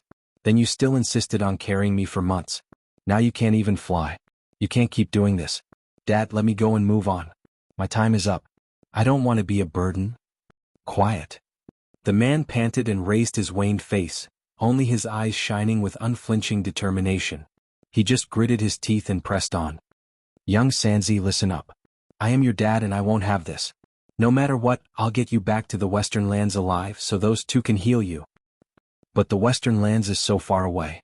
How can we reach it in time? Dad, you can't go on doing this either." Zhuofan's eyes shook, moving on by sheer stubbornness. "Even if I have to walk all the way, I'll still make it. We don't need to keep moving much longer. In half a month we'll reach Gold Ba City. There's a teleportation array to every land there we can use. We'll be back to Western lands before you know it." Teleportation array. Gu Santong shook his head bitterly. "Dad, you know as well as I do that the 5 lands teleportation array is split into official and commercial routes. The official one belongs to the Sword Star Empire and we couldn't use it even when we arrived in the central area. This won't change now. And the commercial route belongs to the biggest merchant union in all the lands, ignoring any politics involved between them. To use their teleportation array we need the consent of the leader in each land first. How are we going to pass their questioning when we're supposed to lay low? Fan squinted, his brow shaking but his eyes were firm. With me around, I'll definitely use it. Fan took a heavy step and as the sweat built up, he not once stopped from rushing. Dad, you're the best. Feeling Fan's kind and wide back, Gu Santong teared up, sobbing and slowly falling silent from feeling so weak. Blood trickled down his hand and onto the pure white snow, taking with it just a bit more of his vitality, leaving him defenseless against the elements, with the coldness seeping in. Unaware of young Sanzi's situation and oblivious to his last words, Fan's mind was set in one direction to push on. Eyes flashing, Fan took step after step, trudging forward slowly and leaving deep marks behind. 4 hours of toil brought Fan to gasping, but nothing deterred him from walking. Only in the 6th hour Fan's foot began to slip, barely able to raise it for another step. Even relying on his weight to push away the snow no longer helped as it did. In the 10th hour Fan was at a turning point, fully spent. His mind was willing but the body hardly made any progress, numb and cold. His spirit had been so tense and focused all this time that it finally gave in, rendering him unconscious. Gu Santong had fallen asleep a long time ago, his tender face growing hard as coldness sapped his warmth and the slow dripping of blood from his arms seemed to announce the end was nigh. The howling wind never ceased, the biting snow never stopped blocking the two's hard journey, soon burying them in white. It did not take long before any sign of their passing was gone, and the same went for them, erased by nature's cold embrace. The world was a cruel place, swallowing every being alike. All of us were nothing but visitors on this plane, bound to return in its arms. Rumble. A carriage with huge wheels was pulled by 3 20-meter-tall spiritual beasts, actually stomping through the thick snow with relative ease. These were third-level spiritual beasts, having no trouble galloping through this harsh weather. Inside the carriage were thin curtains along with the fragrance from an incense burner lingering about, hiding the pretty figure inside, unmarred by the bleak desolation outside. Halt! As the carriage stormed through the snow, a loud voice came from within the carriage. The 3 spiritual beasts stopped on the spot. "Young miss, what is it?" A young voice asked. "Jouer, is there blood outside?" "Blood?" The curtain was lifted to reveal a charming face of a 17-year-old girl. Her eyebrows were sharp, focused as she looked around. "Are you perhaps mistaken, young miss?" "There isn't any." The first voice spoke again. "Jouer, go outside and check if they've been buried under the snow. They may be alive." "Ah. Don't me. Do what I say. I've been a healer for so long the scent of blood is easily recognized. But with such heavy snowfall they must be under it. Jouer, go already." The voice was sweet but carried with it an irreproachable tone. Shrugging, the girl jumped down and searched while complaining, "I'm going, damn. What a young miss you are." "What was that?" Nothing at all. I found someone." As she pushed away the snow, Jouer suddenly cried out, plunging her thin arms into the snow and pulling 2 people out. Seeing the blood on the ground, Jouer shouted, "Young miss, you have such a sharp nose." There were 2 people buried in snow. The older one seems frozen while the younger one is bleeding, close to dying. "Bleeding in such bitter cold?" The rushed voice from within said, "Jouer, get them inside, hurry. The little one must be gravely wounded. I have to heal him." "Right away." Jouer was about to act but then paused. "But young miss, they're male. It's not right to have them in your magnificent carriage. No man has yet to step foot in it. It's fine if it's the child but..." "There's no time to mind the rules, lives are at stake." The tone coming from inside went cold. Jouer bobbed her head and threw the 2 inside. She jumped in herself and the carriage resumed its mad dash. All that remained was a stain of scarlet in a world of white, slowly fading beneath the endless snow.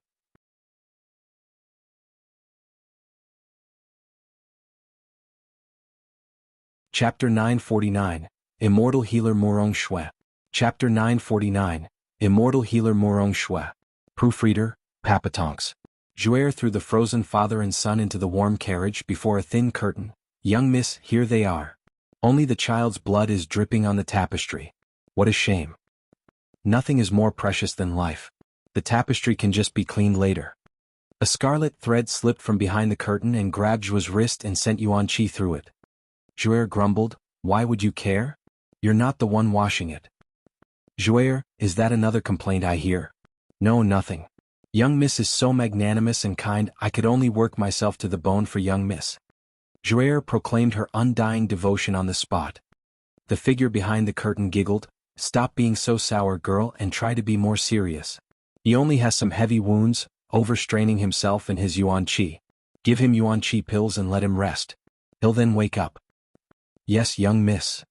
Zhuofan helped Zhuofan in swallowing an azure pill, but then said, "He's in the radiant stage yet overworked himself? He's no beginner cultivator that can't control his strength." "It's not always about control but giving one's every drop. It's out of their control. The child must be why he's been out in the snow." Whoosh. The scarlet thread came out from behind the curtain once more, going for young Sanzi's pale wrist this time. Her voice was laced with shock at the discovery, "This child is strange. There are two energies inside clashing constantly and not letting his right hand stop bleeding. I have to stop the bleeding quickly before it's too late. Jouer a clotting pill." "Yes, young Miss."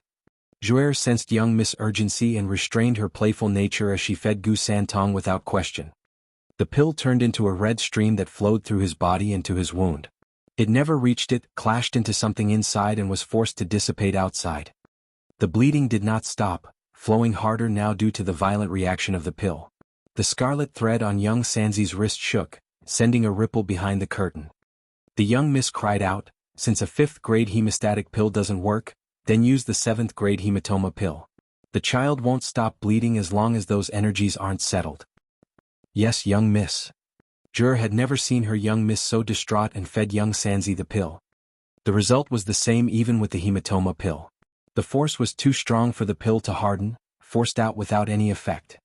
The consequence was even dire in this pill's case, causing Gu Santong to bleed even harder. All the effort Zhuofan spent these months, the toil he went through to make the pills and slow down young Sanzi's bleeding, were all thrown away here and now. The road to hell is paved with good intentions. Zhuofan would surely scream himself hoarse at this idiotic pair. "Don't do anything if you don't understand it. You're killing a child." The two girls were blissfully unaware of the child's severe condition. Watching things get even worse, the girl and the young Miss started to panic. The young Miss started demanding frantically and the girl fed many pills to young Sanzi. All ended the same, with young Sanzi's blood flowing in torrent now and dyeing the tapestry scarlet. Jouer was losing it. "Young Miss, what do we do? We're only making it worse. What's going on with his wound? Nothing works." The young Miss was grave, but then she exclaimed, "Did a divine sword harm the child? That can't be it. Even those wounds aren't as grave, slowly healing in the end. Just why is he showing no improvement?" "Young Miss, it doesn't matter why. The older one might wake up any time now, and how will I explain how his son just died? Though there's nothing scary about a radiant stage." Jouer spoke with a sorrowful smile, "It'll affect young Mrs. eminent reputation. We should have just left them there." After a pregnant pause, the young Miss spoke, "Saving a life is better than any fancy honor. Since I have seen them, I can never turn a blind eye. Jouer, use the North Sea gel on the child." "What?" Jouer gasped. No, no, no, that's too valuable to be wasted on simple flesh wounds. We paid too high a price and worked too hard to get so little of it from the northern lands. It's meant for clan heads' use for emergencies. You can't just use it on a stranger. It's too much of a waste." The young Miss was pondering this as well, but soon her firm voice came, "I, immortal healer Murong Shui, have not once have anyone die on me and certainly no child. No matter how precious the gel is, it can be earned again while the child only has one life. And with Big Brother's strength, it's hard to say when he'll actually need it. But won't it be wasted if it ends up the same as the pills? It's never a waste to use spiritual herbs to save one's life." Murong Shui was very detached from the material as she spoke. "Jouer, what are you waiting for? Are you the young Miss here or me?" Jouer hesitated, totally against the idea, but young Miss Tone demanded obedience and she had no choice but to suck up her grumbling and take out a gourd. She let a transparent liquid drip out, releasing a sweet odor as it covered Gu Santong's wounded arm. By miracle, every place the liquid touched, the blood stopped leaking. Soon, the liquid covered the entire wound and hardened, keeping the blood inside. The foreign energy inside the arm struggled to fight this interference only to be crushed without remorse by a sudden silvery light. The liquid had a faint silver glow as it seeped deeper into young Sanzi's body, vanishing completely. Behind it was left young Sanzi's pristine arm, unmarred by any scar or wound. Jure cheered, "Young miss, it worked. The child's saved. The North Sea gel is a world wonder, a wonder drug for healing." The young miss relaxed a breath. The joy was short as Jure recalled the loss of most of the gel and spoke sadly, 10 million sacred spirit stones, down the drain. Clan head is bound to flip at the news. Ha, my brother is refined and won't be angry knowing we saved a life. I hope so. Ugh, 10 million, sniff. Jure was still in pain over such bitter losses. She glanced over to the unconscious Juefan. Hey, you owe us 10 million sacred spirit stones. Don't you ever forget it? A chuckle came from beyond the curtain. Jure, how can a radiant stage have such wealth? Kindness isn't done for a reward. When he wakes up, we'll send the father and son off. Humph, they got it too good. Jure pouted. What kind of fortune did they have to stumble upon the young miss in their hour of most desperate need? Not just saving them but for free too. It's better to fleece them of everything once they wake up. We can't have them think money falls out of the sky at every turn. Murong Shui smiled.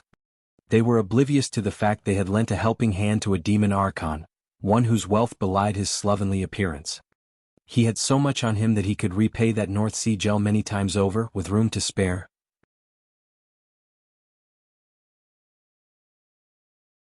Chapter 950, Filthy Rich. Chapter 950, Filthy Rich. Proofreader, Papatonks. Rumble. The huge carriage was rushing through the snowy wasteland, shaking now and then Juefan, who lay inside on the carpet.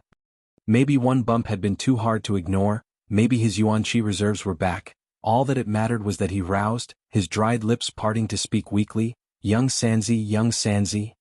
Then he just bolted to his feet, shouting his son's name in panic. He was filled with fear and regret of what might have happened. He knew he just woke up from blacking out. But what about young Sanzi? With no one to stop his bleeding or take him to Western lands, his life would slip away with every drop of blood. Juefan's brow shook and clenched his fists. The regret inside him threatened to consume him whole. How could he just black out and leave his wounded son uncared for while he rested? He was so consumed in his thoughts and feelings he failed to notice the missing cold and snow. God damn it! What's with that racket? You scared me to death. Another shout came that made him flinch.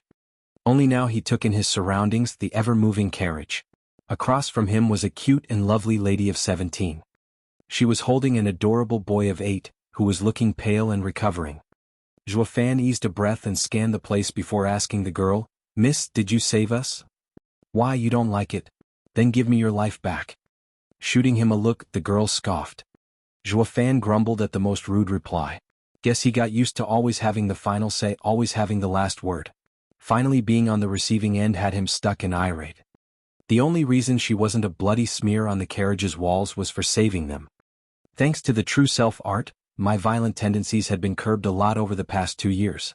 You should be lucky you met me only now, Humph. Juefan forced down his anger, strained a smile and cupped his hands. Ha, I first want to thank you, miss, for all you've done. And may I ask what got you in such a bad mood? Do I owe you a fortune? Ha ha ha. What do you think? Juefan was joking but hit the last right where it hurt and made her more depressed and annoyed. Startled, Juefan was even more baffled. I've only just met her, so how could I owe her? By her extreme reaction, I must have really done something at some point. Juefan was perplexed, but the girl just rolled her eyes at him in despair. 10 million, oh 10 million. The two were stuck in a complete tangent from another, with neither getting the other's intentions. It was then Murong Shui's soft voice came from beyond the curtain. Jure, act like a lady and not so stuck up. It's been 5 days and you still aren't over it? Holy, someone else is in here? Juefan jumped, now noticing the fourth presence. The sudden rousing and all that happened made him forget to scan the area. From her voice, he could tell that she was the boss lady and this girl only the servant. Humph, what a pretentious maid. Juefan lost his early amiable air, looking coldly at Jure. I see, it's your young miss that saved the two of us, not you. Why the sour look then? You didn't do anything anyway, only using her name. Juefan saluted the curtain with all respect. Thank you, young miss, for saving the two of us in our time of need. You. Jure was fuming mad and whined to Murong Shui. Young miss, see who you worked so hard to save. Jure, it's you who started it. Don't blame others for your problems. Take it as a lesson and try not to do it again. Murong Shui scolded her maid and spoke coldly to Zhuofan. Sir's words weren't proper either. As all life is equal, I do not need any reward for saving you. I only wish for you to be upright and do no evil, making my efforts worth it. Please don't make me regret saving a demon. What? Zhuofan let out a dry laugh. I only just put the maid in her place and she's calling me a demon. Then again, I'm certainly no saint, ha. Zhu glared at him and turned the lecture on him. Hear that? Young miss wants you to be nice later on, or we can take back your life any time we want to. Haha, being nice is all up to me. You have saved me but don't need to worry about it.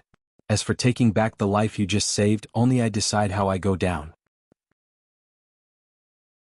Zhuofan sneered with a glint in his eyes. I Zigu Yifan, never owed anyone any favors. I'll make sure to return this grand gesture at the first chance. So thank you for all the trouble these days, but now it's time to leave. May we meet again. Zhuofan grabbed Gu Santong's hand and stunned the two with his actions. Zhu was stumped by the nerve of this guy, having just been saved from certain death. Then he started being all cocky-like, as if it was these two's endless glory for saving him. Murong Shui was stunned and sighed, not nice at all. Ah. Zhuofan exclaimed, having noticed the smooth arm of Gu Santong, with not even a scar on it to show his past suffering. What's going on? Young Sanzi. Zhu found the leverage to snap back. Young miss, in her infinite mercy, had brought this poor child back. He is unconscious but stable. What a pity, the young one is such an innocent creature, while the elder one is so vile. Young miss saved the wrong person. Thank you. Zhuofan forewent his rude attitude and thanked. I don't matter, but you've done me a great favor for saving my son. Any request you may have, I will fulfill it, no questions asked. Murong Shui shook and nodded. Sir is quite peculiar, but fond of his son. This proves your heart still has some good in it. My only reward is for you to come back on the straight and narrow. Good? Zhuofan's face twitched. I thought you were joking. I've been evil all my life. I have no clue what good is. How does it even work? Young miss, he's getting off too easy. Just look how cocky he was, it'd be a shame not to ask for anything. Luckily Zhuer stepped in to clarify it all, holding out her hand. Since you want to pay, then pay your fees. Zhuofan chuckled and nodded, as it is right. How much? Just a smidgen, 10 million sacred stones? Zhuer sported a vile grin. Zhuofan flinched. Why so expensive? What kind of pills did you use? Not like he couldn't pay, but that he was stunned. Even without the fees as an excuse, he'd still give 10 million as it was only right. Those dead rocks meant nothing when young Sanzi's life was concerned. Zhuer misunderstood completely, of course, thinking so many zeros scared him, and laughed. You can't, can you, you penniless? I bet you don't even know what sacred stones look like. Then just give me all you have, even though it's hardly anything of worth. Zhuer. Murong Shui admonished. Zhuofan spoke. Miss Zhuer, I can give you that much, but I'm curious what kind of drug you use that is so valuable. If it's not the drug, then I can still pay it as favor for saving us. You think we're lying? Zhuer huffed, taking out a gourd and showing it to him. You know what's inside? Miracle drug, North Sea gel. If not, listen well. It's a valuable recovery medicine even in northern lands. We had to spend 10 million sacred stones to get this little and used almost all on your son. Isn't it normal for you to pay at least that much? Sniffing the gourd, Zhuofan frowned. North Sea gel? There's no mention of it in the 9 Serenities secret records. Is it from the mortal domain? But to save young Sanzi, it has to be miraculous. He smiled at Zhuer. Miss, since you only have a little left, give it to me for my son and I'll give you 20 million to make up for it. Haha, 20 million? I bet you don't have spirit stones as much. That's not the issue here. Will you accept? Zhuofan asked. Zhuer raised her head, not believing a word. Fine then, only a fool won't take advantage of such a damn deal. Give me your ring. Zhuofan's eyes shone and chuckled. Zhuer did so and Zhuofan's ring touched hers. Zhuofan then took the gourd and his son and was off, laughing. Miss Zhuer, a deal's a deal, bye. Wait, I still haven't checked, Zhuer cried out. Murong Shui gasped. What is it, Zhuer? Young miss, 20 million sacred stones are inside the ring. The guy is actually loaded. Zhuer was bug-eyed, struck dumb by the glittering rocks in her ring.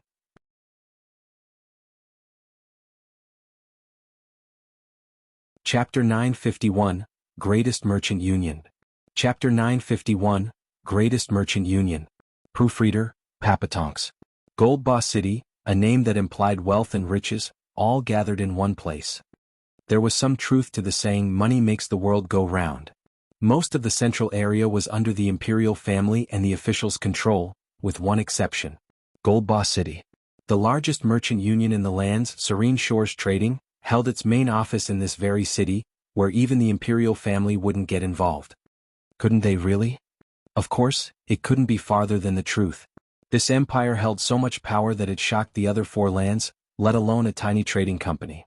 It didn't matter how many ties you had across the world or how much wealth, since with great power came greater wealth. Just how commoners didn't fight with nobles, neither did they fight with high officials. As to why a trading company controlled a city was all due to the empire's permission. Even with the Sword Star Empire standing against the 4 other areas, it still relied on trade with them to exchange resources and local products with each other. In order to facilitate these trades, a neutral party was needed, the Serene Shores Trading in this case. The empire gave it supreme power in linking the 5 lands, so it set up relations between all of them and played a pivotal role in any land. Millennia later, through its subdued lust for power, never stepping into any land's power struggle, it had earned the trust of every faction in the lands, opening their doors for its business. It led to a boom in revenue, growing larger and larger, becoming the main trade hub between the lands. These last few hundred years in particular showed great expansion. It was all due to Bailey Jingwei coming to governance. With his brilliant mind, he urged the trading with the rest of the lands to get bigger and faster, giving the Serene Shores Trading more power by building their own teleportation array within the lands to facilitate this. Only the bold would take such a risk. The minute the 5 lands teleportation array fell in another's hands, they would lose control and could invade the empire's heart from thousands of miles away. It also worked as a perfect retreat too, giving them an easy way to withdraw without losses. That was why out of the central area, no other land had a teleportation array in the hands of another, even a trader. Only the higher-ups of every land could activate a teleportation array to another land, so order could be maintained. This showed just how bold Bailey Jingwei was in giving so much power to a trading union. It wasn't done out of impulsiveness either, backed up by real power. The Sword Star Empire didn't fear other land spies, nor any kind of trouble they might stir here. The central area had the invincible sword and only his defeat would crumble the central area. Which was impossible since he was way stronger than anyone else. You couldn't kill him even with human wave tactics. Adding to that, the 9 Sword Kings stationed in their domain, and the central area became a connected hell. Even the best clan in Eastern lands was feeling tense spending even one more day in this place. They were so close to getting shredded too. Because of such indomitable backing, Bailey Jingwei had an even easier time with politics, displaying his talent without fear or repercussions. Be that as it may, the commercial teleportation array had its restriction.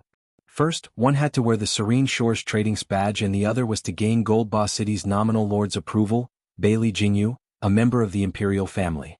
Lest the enemy took action while they were oblivious and taking this place for themselves. As in any system, leaks always sprouted even with this double safety net.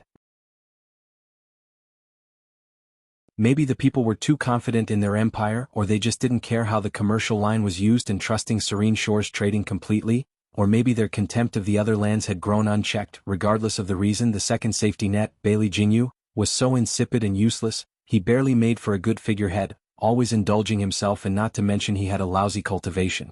With the central area teeming with talent, the only reason the 3-century-old Radiant Stage Bag of Bones got this job was thanks to being part of the imperial family. He has the patriarch watching his back. It thus led to the Serene Shores Trading holding the real power in the Gold Boss City. Zhuo Fan did his homework on this city and was now standing before the grand and ostentatious gates with a weary Gu Santong on his back. Gu Santong might have had his wound healed and some time to replenish his blood would have got him back on his feet, it just didn't happen. He was still very weak and his energy just wouldn't recover. The countless pills Zhuo Fan gave him showed no effect either. It was like anything the child ate would be washed away without any result. Zhuo Fan did not understand this condition, nor know how to fix it. So he stuck to the old plan, in taking him back to the 2 monsters in Western lands. They were the same type as Qilin, having been alive since antiquity, and should know what this ailment was. To make this trip as smooth as possible, Zhuo Fan chose to use this 5 lands teleportation array and get young Sanzi home. At the very least, young Sanzi's life wasn't at risk. On the bustling street filled with riders and carriages, a lone father blended with the crowd, looking all over the place as he went. Zhuofan's eyes shone at some point and grinned as he fixed his gaze on a lofty courtyard. Before it were two soul harmony experts standing guard, totally devoted to their duties like stone-cold machines. Above them was a most dazzling, flamboyant and utter money-wasting sign he saw, with Serene Shores Trading written in big fancy golden letters. To use the commercial line, one first must get this clan's approval, ha ha ha.